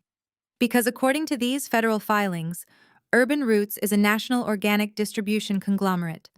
The company's current valuation, audited just last quarter, is $120 million. A collective audible gasp ripped through the gallery. Chad's jaw literally dropped open, his face drained of blood, turning a sickly, translucent white. He stared at the judge, his eyes wide with a profound, terrifying realization. He whipped his head around to look at me, his chest heaving as if the oxygen had just been sucked out of the room. Vivian let out a strangled, high-pitched squeak, her hands flying to cover her mouth. Marcus gripped the wooden bench in front of him, his knuckles turning white as he stared at me in absolute paralyzing shock. Chloe let out a loud, genuine sob of pure panic. $120 million. The number echoed off the courtroom walls, completely obliterating the pathetic narrative they had spent my entire life trying to build. I was not the failure. I was not the disappointment. I was not the struggling hobbyist they could step on to elevate their own fake prestige. I was wealthier, more powerful, and infinitely more successful than Chad, Marcus, and Vivian combined, and now they knew it. Judge Reynolds did not give them a single second to recover. She dropped the tax records and picked up another file, her expression hardening into total disgust. "Furthermore, Mr. Sterling, you made several aggressive claims regarding Mrs. Beatrice Harrington's mental capacity." Judge Reynolds continued, her voice growing colder by the second. "You claimed she is suffering from late-stage Alzheimer's. You claimed she is legally brain-dead." Sterling was sweating now. He gripped the edges of the podium, his arrogant posture completely collapsing. "Your Honor, we have medical affidavits from my client's physician stating, you have a single unverified note from a general practitioner who has not physically examined Mrs. Harrington in over a year." Judge Reynolds snapped, cutting him off brutally. "What I have here is a comprehensive 60-page neurological evaluation conducted yesterday by the chief of neurology at Emory University Hospital." Judge Reynolds looked directly at Chad, her eyes narrowing with absolute contempt. "This medical evaluation concludes that Beatrice Harrington possesses exceptional cognitive function, perfect memory recall, and total legal capacity," the judge stated loudly. It also notes that her blood work showed elevated levels of heavy sedatives. Sedatives she was not legally prescribed, but which were purchased using a credit card registered to Vivian Harrington. My mother let out a loud, terrified wail, shrinking down into the gallery bench as if trying to physically disappear. Marcus looked like he was going to vomit. Judge Reynolds slammed her gavel down with a deafening crack that made Chad physically flinch. "I am completely dismissing this emergency petition," Judge Reynolds declared, her voice echoing with finality. "The irrevocable trust is entirely valid. Ms. Maya Harrington remains the sole legal trustee. And Mr. Sterling, I highly suggest you advise your client to secure criminal defense counsel immediately.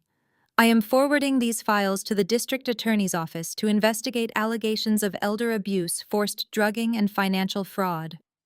The judge stood up, gathering her robes. "This court is adjourned." The word adjourned had barely left Judge Reynolds's lips when Sterling panicked. He slammed both hands onto the wooden podium, his voice cracking with sheer, unadulterated desperation. "Your Honor, wait. I strongly object. You cannot dismiss this petition based on unseen documents. My client has sworn medical affidavits proving Mrs. Harrington's dementia. We demand a formal evidentiary hearing. We demand the right to challenge this neurological report on the official record." Judge Reynolds paused, her hand hovering over her wooden gavel. She looked down at Sterling with a mixture of profound pity and absolute irritation. She warned him. She asked if he was absolutely certain he wanted to proceed. Sterling, completely blinded by his own arrogance and the desperate need to save his crumbling case, puffed out his chest and insisted. Judge Reynolds slowly sat back down in her heavy leather chair. "Very well, Mr. Sterling. You want the evidence on the official record. You shall have it. Counsel, does the defense have an expert witness prepared to testify to the validity of Mrs. Harrington's mental capacity?" Naomi stood up, adjusting the lapels of her sharp navy suit. "We do, Your Honor. The defense calls Dr. Eris Thorne to the stand." The heavy wooden doors at the back of the courtroom swung open. A tall, impeccably dressed man with sharp features and an aura of absolute authority walked down the center aisle. He did not look at Chad. He did not look at my parents. He walked with the measured, confident stride of a man who held lives in his hands every single day. He stepped into the witness box, raised his right hand, and swore to tell the truth. "Please state your name and current occupation for the official record," Naomi requested, standing firmly behind the defense table. "My name is Dr. Eris Thorne," the man replied, his voice deep and resonant, filling the quiet courtroom. "I am the chief of neurology at Johns Hopkins Hospital." A collective shudder rippled through the plaintiff's table. Sterling visibly swallowed hard. The name Johns Hopkins carried a weight that crushed any argument Sterling could possibly invent. "Dr. Thorne," Naomi continued smoothly, "did you recently conduct a comprehensive neurological and cognitive evaluation on Mrs. Beatrice Harrington?" "I did," Dr. Thorne answered. "At the request of Ms. Maya Harrington, I flew to Atlanta 2 days ago. I spent 5 hours conducting a battery of advanced cognitive, psychological, and neurological exams on Mrs. Harrington." "And what were the results of those extensive examinations?" Naomi asked. Dr. Thorne turned his head slightly to address Judge Reynolds directly. "Your Honor, Mrs. Beatrice Harrington is perfectly lucid. Her cognitive function, memory recall, and spatial awareness are not just normal, they are exceptional for a woman of her age. She displays absolutely zero signs of Alzheimer's disease, dementia, or any other cognitive decline. Any claim that she is mentally incapacitated is completely baseless and medically impossible." Vivian let out a strangled gasp from the gallery. Marcus buried his face in his hands, his shoulders shaking. Chad sat frozen in his chair, his eyes wide and vacant, as his entire fraudulent empire burned to ashes. Naomi walked over to the clerk's desk and picked up a single sheet of paper. It was the document Chad had confidently slammed down during Sunday dinner. The document he claimed gave him absolute control over my grandmother's life and assets. Naomi carried it to the witness stand and handed it to the doctor. "Dr. Thorne, I would like you to examine Plaintiff's Exhibit A. This is the emergency medical power of attorney submitted by Mr. Chad Kensington. It claims to diagnose Beatrice Harrington with late-stage dementia. Are you familiar with the physician whose signature is at the bottom of that page?" Dr. Thorne adjusted his glasses, looking at the scrawled signature. A look of profound professional disgust washed over his face. "I am highly familiar with this name. The signature belongs to Arthur Vance." "Is Arthur Vance a qualified licensed medical professional capable of making such a severe diagnosis?" Naomi asked, her voice ringing with lethal clarity. "He most certainly is not," Dr. Thorne stated firmly. Arthur Vance had his medical license permanently revoked by the state medical board 3 years ago. He was investigated and federally indicted for prescription fraud, falsifying patient records, and accepting illegal kickbacks from pharmaceutical companies. He is not legally permitted to practice medicine, diagnose patients, or sign any medical directive in any state. The medical certificate Mr. Chad submitted is a complete and total forgery. The silence that followed was deafening. It was the sound of a trap snapping shut with bone-crushing force. Sterling physically took a step backward, distancing himself from Chad, as if his client had suddenly caught a highly contagious disease. Sterling was a ruthless lawyer, but he was not a fool. He knew exactly what it meant to submit forged documents to a federal judge. Judge Reynolds leaned forward over the elevated bench. The irritation in her eyes had hardened into a cold, judicial fury. She picked up her heavy wooden gavel and slammed it down onto the sounding block. The sharp, violent crack made every single person in the room flinch. "Mr. Chad, Mr. Marcus," Judge Reynolds said. Her voice was no longer a request. It was an executioner's blade. Forging medical documents to misappropriate assets is a federal felony. Presenting those forged documents to this court is perjury. Do you have anything to say in your defense before I have the bailiffs place you both in handcuffs? The color vanished completely from Marcus's face. He looked at the armed bailiff standing near the exits. He looked at Judge Reynolds. And then he looked at the man he had praised, funded, and protected above his own flesh and blood. Survival instinct is a vicious, ugly thing. When faced with the absolute certainty of a federal prison sentence, the illusion of family loyalty shatters instantly. Marcus did not hesitate. He did not try to defend his son-in-law. He threw him straight to the wolves. Marcus leaped up from the gallery bench, his hands raised in frantic surrender. "It was him!" Marcus screamed, his voice pitching into a hysterical, desperate wail. He pointed a shaking finger directly at Chad's back. "It was all him. I had nothing to do with this. Chad brought the doctor to the house. Chad paid him off in cash. He told me the paperwork was just a formality to protect the estate. I did not know the doctor was a fraud. He manipulated me. He forced me to sign those papers as a witness." "Dad, stop!" Chloe shrieked, grabbing her father's arm in horror. "Shut up, Chloe!" Marcus yelled back, his polished Southern gentleman facade completely gone, replaced by a terrified, sniveling coward. He turned back to the judge, pleading wildly. "Your Honor, I swear to God I am a victim here too. He lied to my entire family. He tried to steal my mother's farm behind my back." Chad slowly stood up from the plaintiff's table. His hands were clenched into fists so tight his knuckles were stark white. He turned around to face my father. The look in Chad's eyes was not just anger, it was pure psychotic rage. He had lost his company. He had lost his $8 million payout.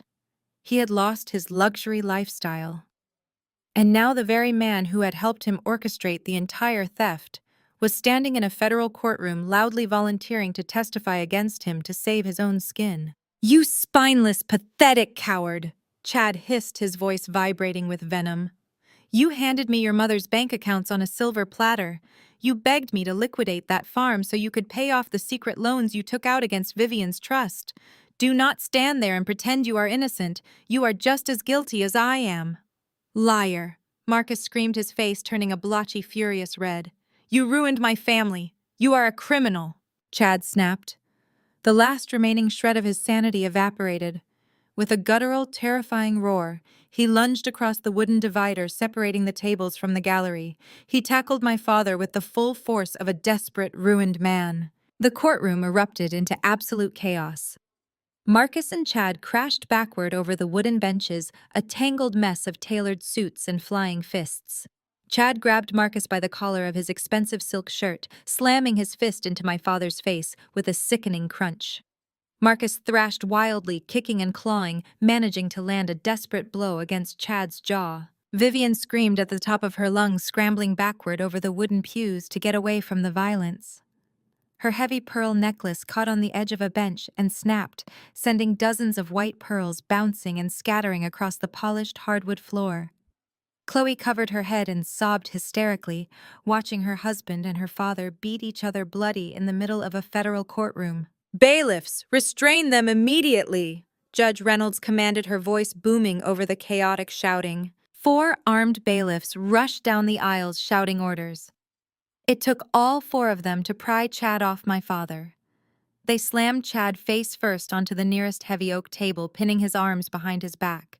The sharp metallic click of handcuffs echoed clearly over his heavy, ragged breathing. Marcus was pulled to his feet by another officer, his nose bleeding profusely, his expensive suit jacket ripped at the shoulder. He was instantly shoved against the wall and handcuffed, whining and sobbing about his innocence. I sat quietly at the defense table, my hands resting neatly in my lap. I turned my head and looked at Grandma Beatrice. She was sitting perfectly still, watching her greedy son and his arrogant son-in-law being hauled away in chains. She reached over and gently patted my hand. She did not smile, but the fierce, proud glint in her eyes said everything. The empire was safe, the parasites were gone, and the Harrington legacy finally belonged to the one person strong enough to protect it. The heavy wooden doors were already swinging open to let the bailiffs escort the prisoners out, when Vivian's shrill, frantic voice shattered the momentary peace. She scrambled over the wooden benches of the gallery, her expensive skirt tearing, as she threw herself against the short wooden divider separating the audience from the legal tables. She gripped the railing with trembling manicured hands, her face streaked with ruined mascara. "Your Honor, wait. Please, you must listen to me." Vivian sobbed, her voice ringing with manufactured desperate terror. "We did not know. Marcus and I had absolutely no idea Chad was doing this. He manipulated us. He terrorized us in our own home. We are innocent victims in this. We just wanted what was best for Beatrice. We love her so much." Chloe instantly picked up on her mother's cue. She rushed forward, standing beside Vivian, tears pouring down her cheeks. She clasped her hands together in a posture of desperate prayer. "It is true, Your Honor." Chloe wept, her voice trembling perfectly. "I am a licensed medical professional. I took an oath to do no harm. I would never ever allow anyone to hurt my own grandmother. Chad lied to me. He hid his financial problems from me. I thought the doctor he brought was a legitimate specialist. You cannot send my father to jail. We were just trying to protect our family." They were incredible actors. If I had not spent my entire life suffering under their cruelty, I might have actually believed them. They stood there weeping, painting themselves as helpless, fragile women who had been bullied and deceived by an aggressive, greedy man. It was the exact same tactic they had used to excuse their toxic behavior for decades. Blame someone else, play the victim, and walk away clean. Judge Reynolds paused, one hand resting on her gavel. She looked down at Vivian and Chloe, her expression unreadable. For a terrifying second, it looked as though the performance might actually work. "I did not let that happen." I turned slightly and gave Naomi a single definitive nod. Naomi stood up. Her movements were smooth, unhurried, and lethal. "Your Honor," Naomi said, her clear voice cutting through Vivian's loud, theatrical sobbing. "Since Vivian and Chloe Harrington are formally claiming ignorance and innocence on the official court record, the defense requests exactly 1 minute to submit Plaintiff's Exhibit C. We believe it is highly relevant to the criminal referral package you are currently preparing for the district attorney." Judge Reynolds raised an eyebrow. She slowly sat back down in her heavy leather chair, waving her hand. "Proceed, counselor." Naomi picked up a slim silver remote from the defense table. She pressed a button, and the large presentation screen mounted on the courtroom wall hummed to life. "What you are about to see, Your Honor, is security footage obtained by a licensed private investigator from Gate 24 at Hartsfield-Jackson Atlanta International Airport," Naomi explained, her voice echoing in the dead silence of the room. "The timestamp is exactly 3 weeks ago." The screen flickered, displaying a crystal-clear, high-definition security feed. The busy airport terminal was crowded with travelers, but the camera was zoomed in perfectly on a specific group standing near the boarding counter. It was my family. On the screen, Vivian was dressed in a pristine white linen resort outfit, adjusting her designer sunglasses. Marcus stood beside her, checking his expensive watch. Chloe was leaning against a pillar, entirely absorbed in scrolling through her phone.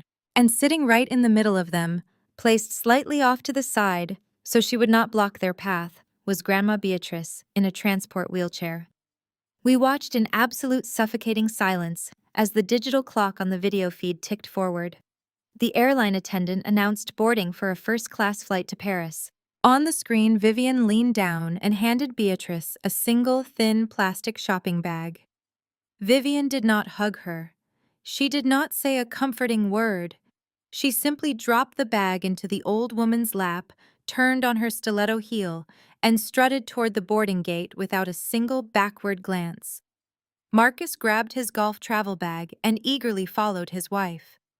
Chloe finally looked up from her phone, stepped perfectly around her grandmother's wheelchair as if it were a piece of luggage, and joined her parents in the first-class line.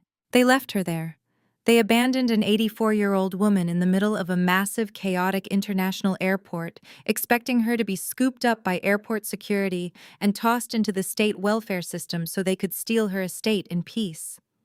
Vivian's face drained of all color. She let go of the wooden railing and stumbled backward, her mouth opening and closing in silent, absolute horror. Chloe froze, her fake tears drying instantly on her face. But Naomi was not finished. To prove clear, premeditated criminal intent, Your Honor, Naomi continued, her tone relentless. We are also submitting a synchronized audio recording. This was legally captured by our investigator during a private family dinner at the Harrington residence exactly 2 days prior to the airport abandonment.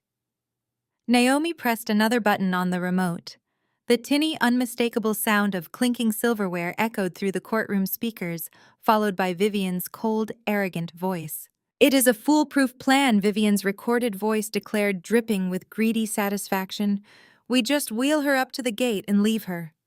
By the time airport security figures out who she is and calls Adult Protective Services, we will be drinking wine in Paris. Chad can finalize the farm sale while she is stuck in the state ward system. It is brilliant.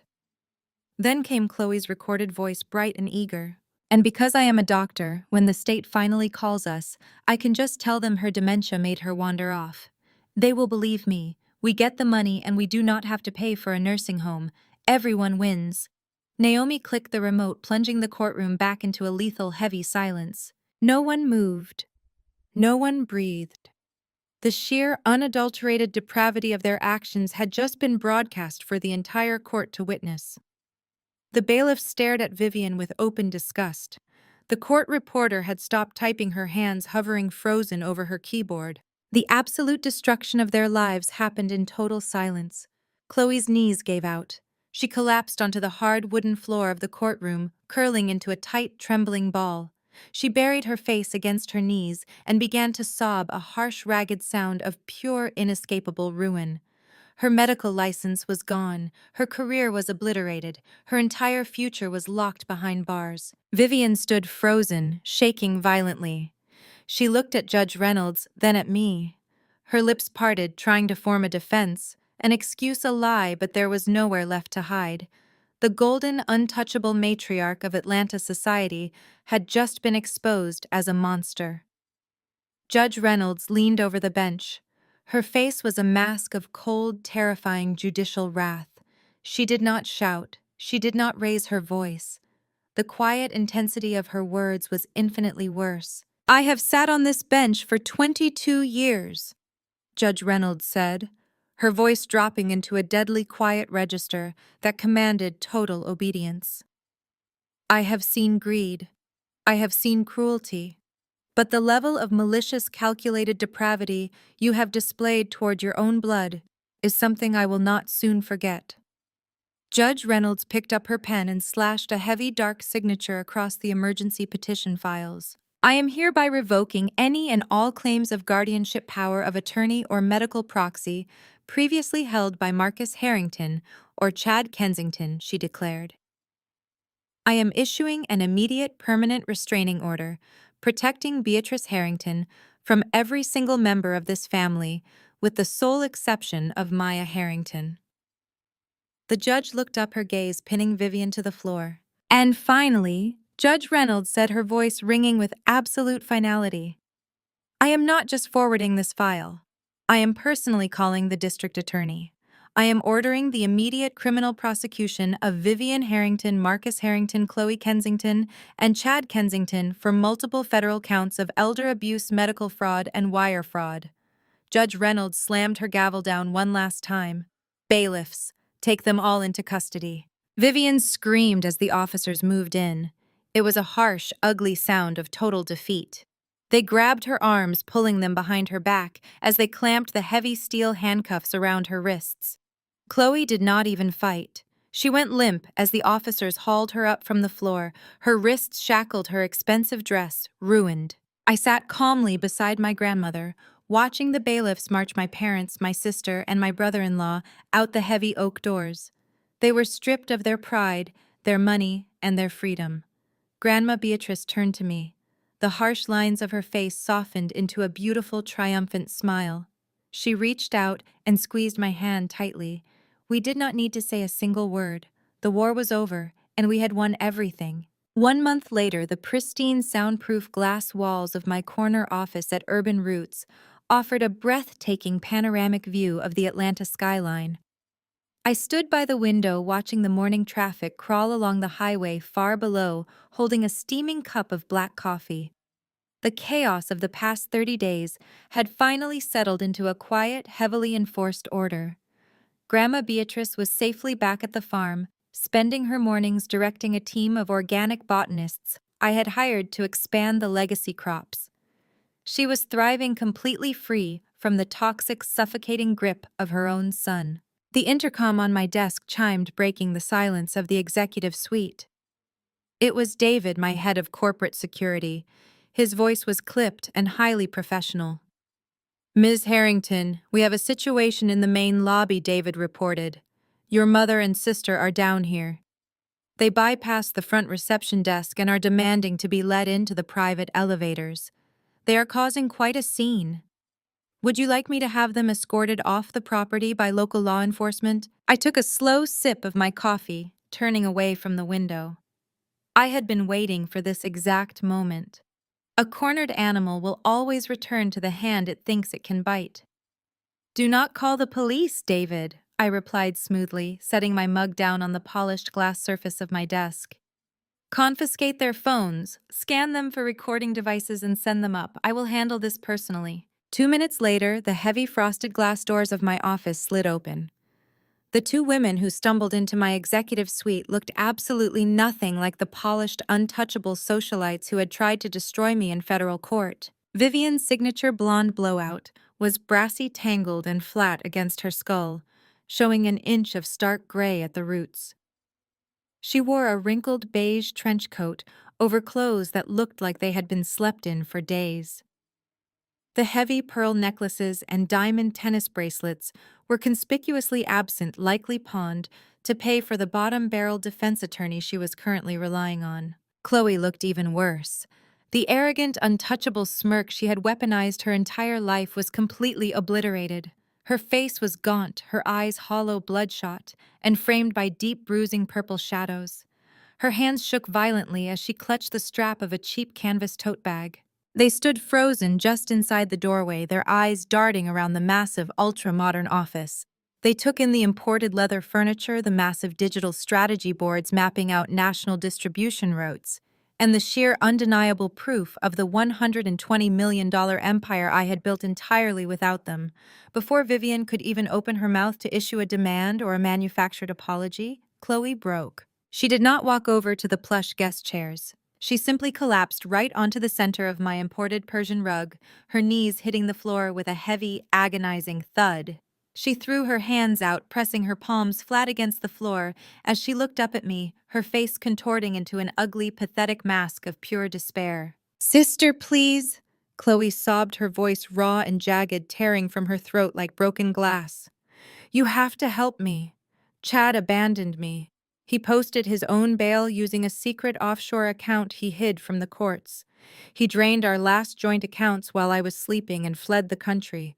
He took the remaining money and ran." Chloe gasped for air, her chest heaving as she spilled the pathetic details of her ruined life onto my office floor. "He left me holding the bag for the wire fraud," Chloe wept, her voice escalating into a hysterical shriek.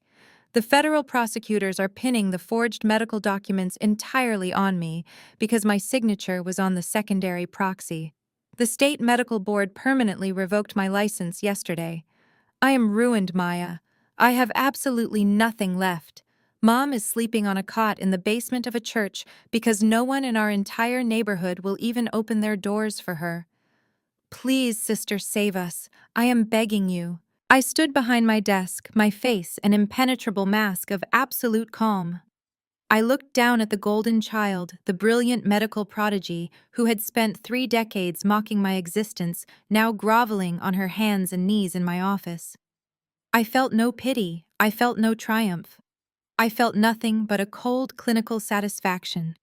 Vivian lunged forward, grabbing Chloe by the shoulder of her wrinkled sweater, trying desperately to yank her up from the floor. "Get up, Chloe!" Vivian hissed, her voice trembling with a frantic dying ember of her old entitlement. Have some dignity. We do not beg. Chloe weakly swatted her mother's hand away and stayed firmly on the floor, weeping loudly into her palms. Vivian straightened her spine, smoothing down the front of her trench coat. She looked at me, her jaw tight, trying to summon the commanding matriarchal authority that had died the moment Judge Reynolds slammed her gavel. Maya, you have won! Vivian stated, her voice shaking despite her desperate attempt to sound authoritative. You humiliated us in front of the entire city. Your father is currently sleeping on a concrete slab in Fulton County Jail because we cannot afford to pay his $2 million bail. You have exposed us. You have taken our dignity. Your point is made.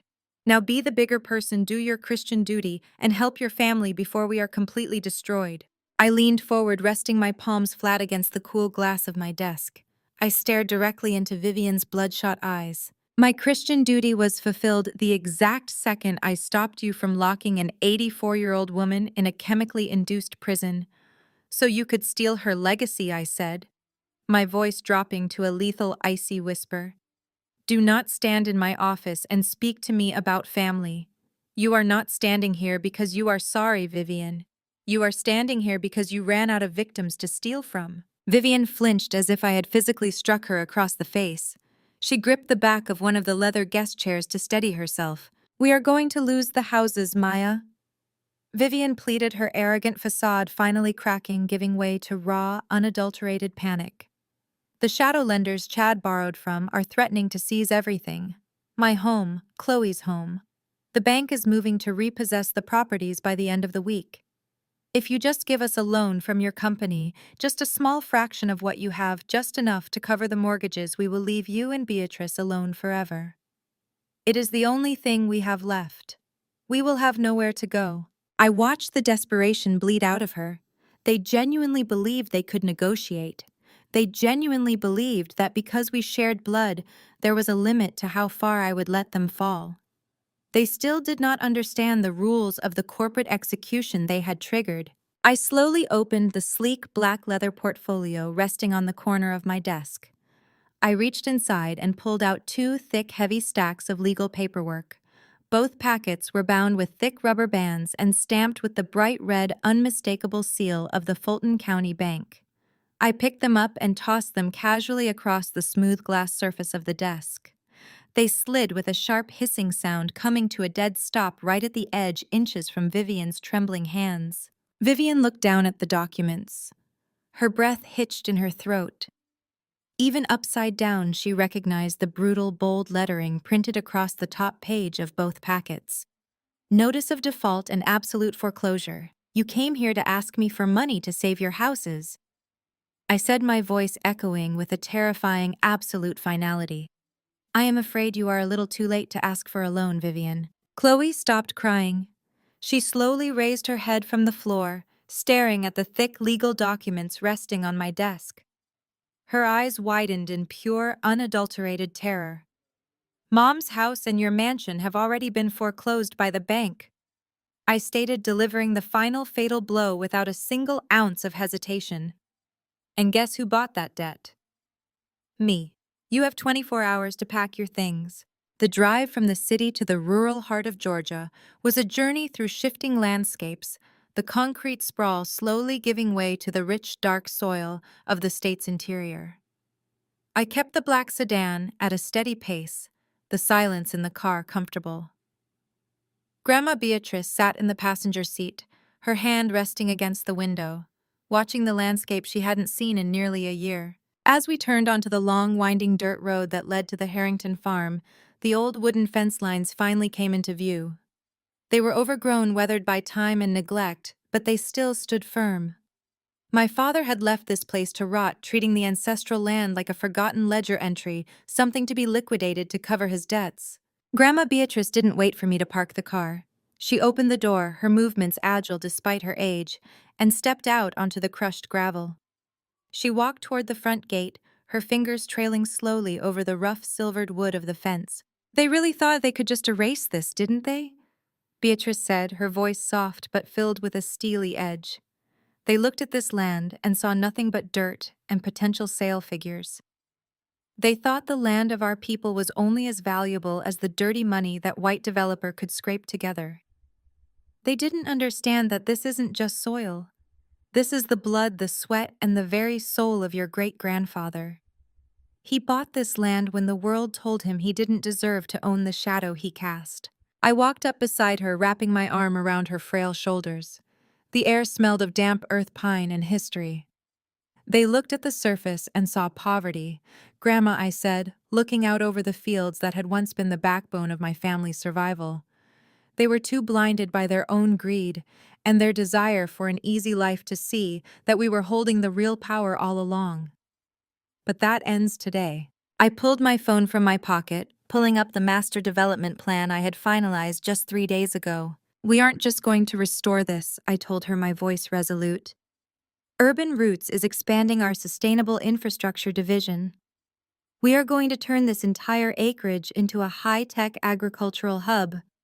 We'll have automated vertical farms, regenerative research plots, and a distribution center that will supply fresh organic produce to every single one of our Urban Roots retail locations across the Southeast. This isn't just a farm anymore. It's the engine for the entire company." Beatrice turned to look at me, the sunlight catching the pride in her eyes. She reached up, touching the side of my face with a hand that had spent a lifetime working this very land. "You have your great-grandfather's vision, Maya," she whispered. "He always said that land is only as good as the hands that tend to it." I was so worried that the Harrington name would be dragged through the mud by people who didn't know the meaning of the word heritage. But looking at you now, I know the future is secure. The next few weeks were a blur of coordinated activity. I didn't just hire local contractors. I hired the best agricultural engineers in the state. We tore down the dilapidated sheds and replaced them with sustainable, energy-efficient facilities. We installed state-of-the-art irrigation systems that maximized the natural topography of the land. I was on site every single day, my boots caked in the same red Georgia clay that had defined my ancestors' lives. I became a familiar sight in the town, not as the daughter of the disgraced Marcus Harrington, but as the CEO of Urban Roots. The townspeople who had once whispered about my family's scandal now watched with genuine interest as the old Harrington farm transformed into a bustling, vibrant center of industry. One evening, as the construction crews were wrapping up for the day, I stood on the porch of the main house. The restoration of the original Victorian-style farmhouse had been my personal project. I had insisted on keeping the original structure, the very walls where Grandma Beatrice had grown up, where she had learned to read, and where she had raised her children. I watched the sun begin to set, casting long golden shadows across the freshly tilled earth of the research plots.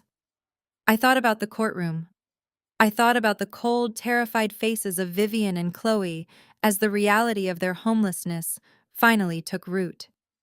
They had spent their lives trying to tear me down, trying to push me into a box of failure so they could feel superior. They had thought the worst thing they could do to me was to exclude me, to make me feel small, to try to take away my inheritance. They were so fundamentally wrong. Every attempt they made to isolate me had only forced me to build a stronger foundation. Every time they told me I was nothing, I had worked harder to become everything they feared. My phone buzzed. It was a notification from the bank, the final confirmation that the deeds for the foreclosed properties were officially under the Urban Roots corporate holding. I had bought my parents' house. I had bought Chloe's villa. I owned the roofs they had lived under, the very symbols of the status they had used to look down on me for years. I didn't feel the need to call them. I didn't feel the need to gloat. The foreclosure notices were already in the mail. By tomorrow, they would have to find somewhere else to exist, somewhere that didn't belong to the woman they had spent their lives trying to destroy. I took a deep breath, the crisp evening air filling my lungs. I was a Harrington. I was the guardian of this land, the architect of this legacy. I walked out into the middle of the field, the soil crunching beneath my feet. As I looked up at the vast, wide Georgia sky, I realized I was exactly where I was meant to be. I was home. And for the first time, I wasn't just surviving. I was thriving. I was the architect of my own destiny, and no one would ever have the power to take that away from me again. The transition from the boardroom to the sprawling acres of the Harrington farm in Georgia was not just a change of scenery. It was a return to the source. The air here was heavy with the scent of pine and the promise of rain. My father had spent the last decade trying to wash the soil of this place off his hands, treating the ancestral land like a liability, a failing asset to be bled dry and then discarded for his own vanity. Grandma Beatrice sat on the front porch of the original farmhouse, a structure I had spent a fortune restoring to its former sturdy glory. Her fingers, weathered and strong, traced the grain of the antique oak railing she had leaned against for 60 years. They thought land was just a commodity to be traded for a higher status. She said, her voice carrying across the quiet fields. They thought the earth was something to be conquered, something to sell off to the highest bidder in their rush for an easy life. They never understood the language of this place. This is the blood and sweat of your great-grandfather. He bought this soil when the world said he wasn't worthy of walking on it. I stood beside her, looking out over the rows of lush green crops that stretched toward the horizon.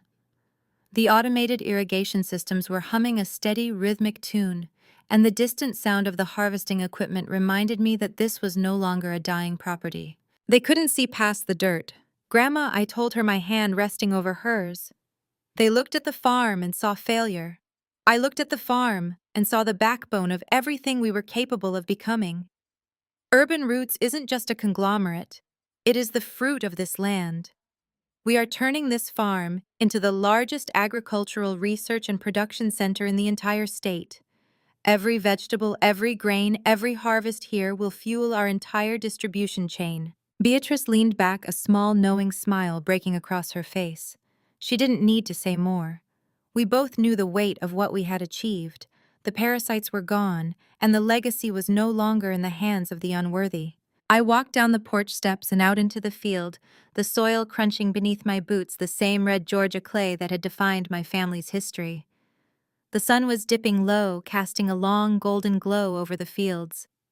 I wasn't just a granddaughter, and I wasn't just a CEO. I was a survivor who had reclaimed her own bloodline. I stopped at the edge of the field and turned back to face the camera, my expression hardened into something unflinching and absolute. People ask me how I did it. They want the shortcut, the easy answer, the moment of luck that changed everything. My family called me a failure, a disappointment, an unstable girl who didn't know her place. They watched my sister push me down the stairs, and they left my grandmother stranded at an airport gate just to enjoy a luxurious vacation they thought they deserved. They thought that by casting me out, by stripping me of my name and my inheritance, they had silenced me. They were wrong. They forgot that the people who are thrown to the edge, the people who are left to survive in the cold, are the ones who learn the deepest lessons about power. Do not ever underestimate a woman who was forced to rebuild her life from nothing. I didn't just win back what was mine.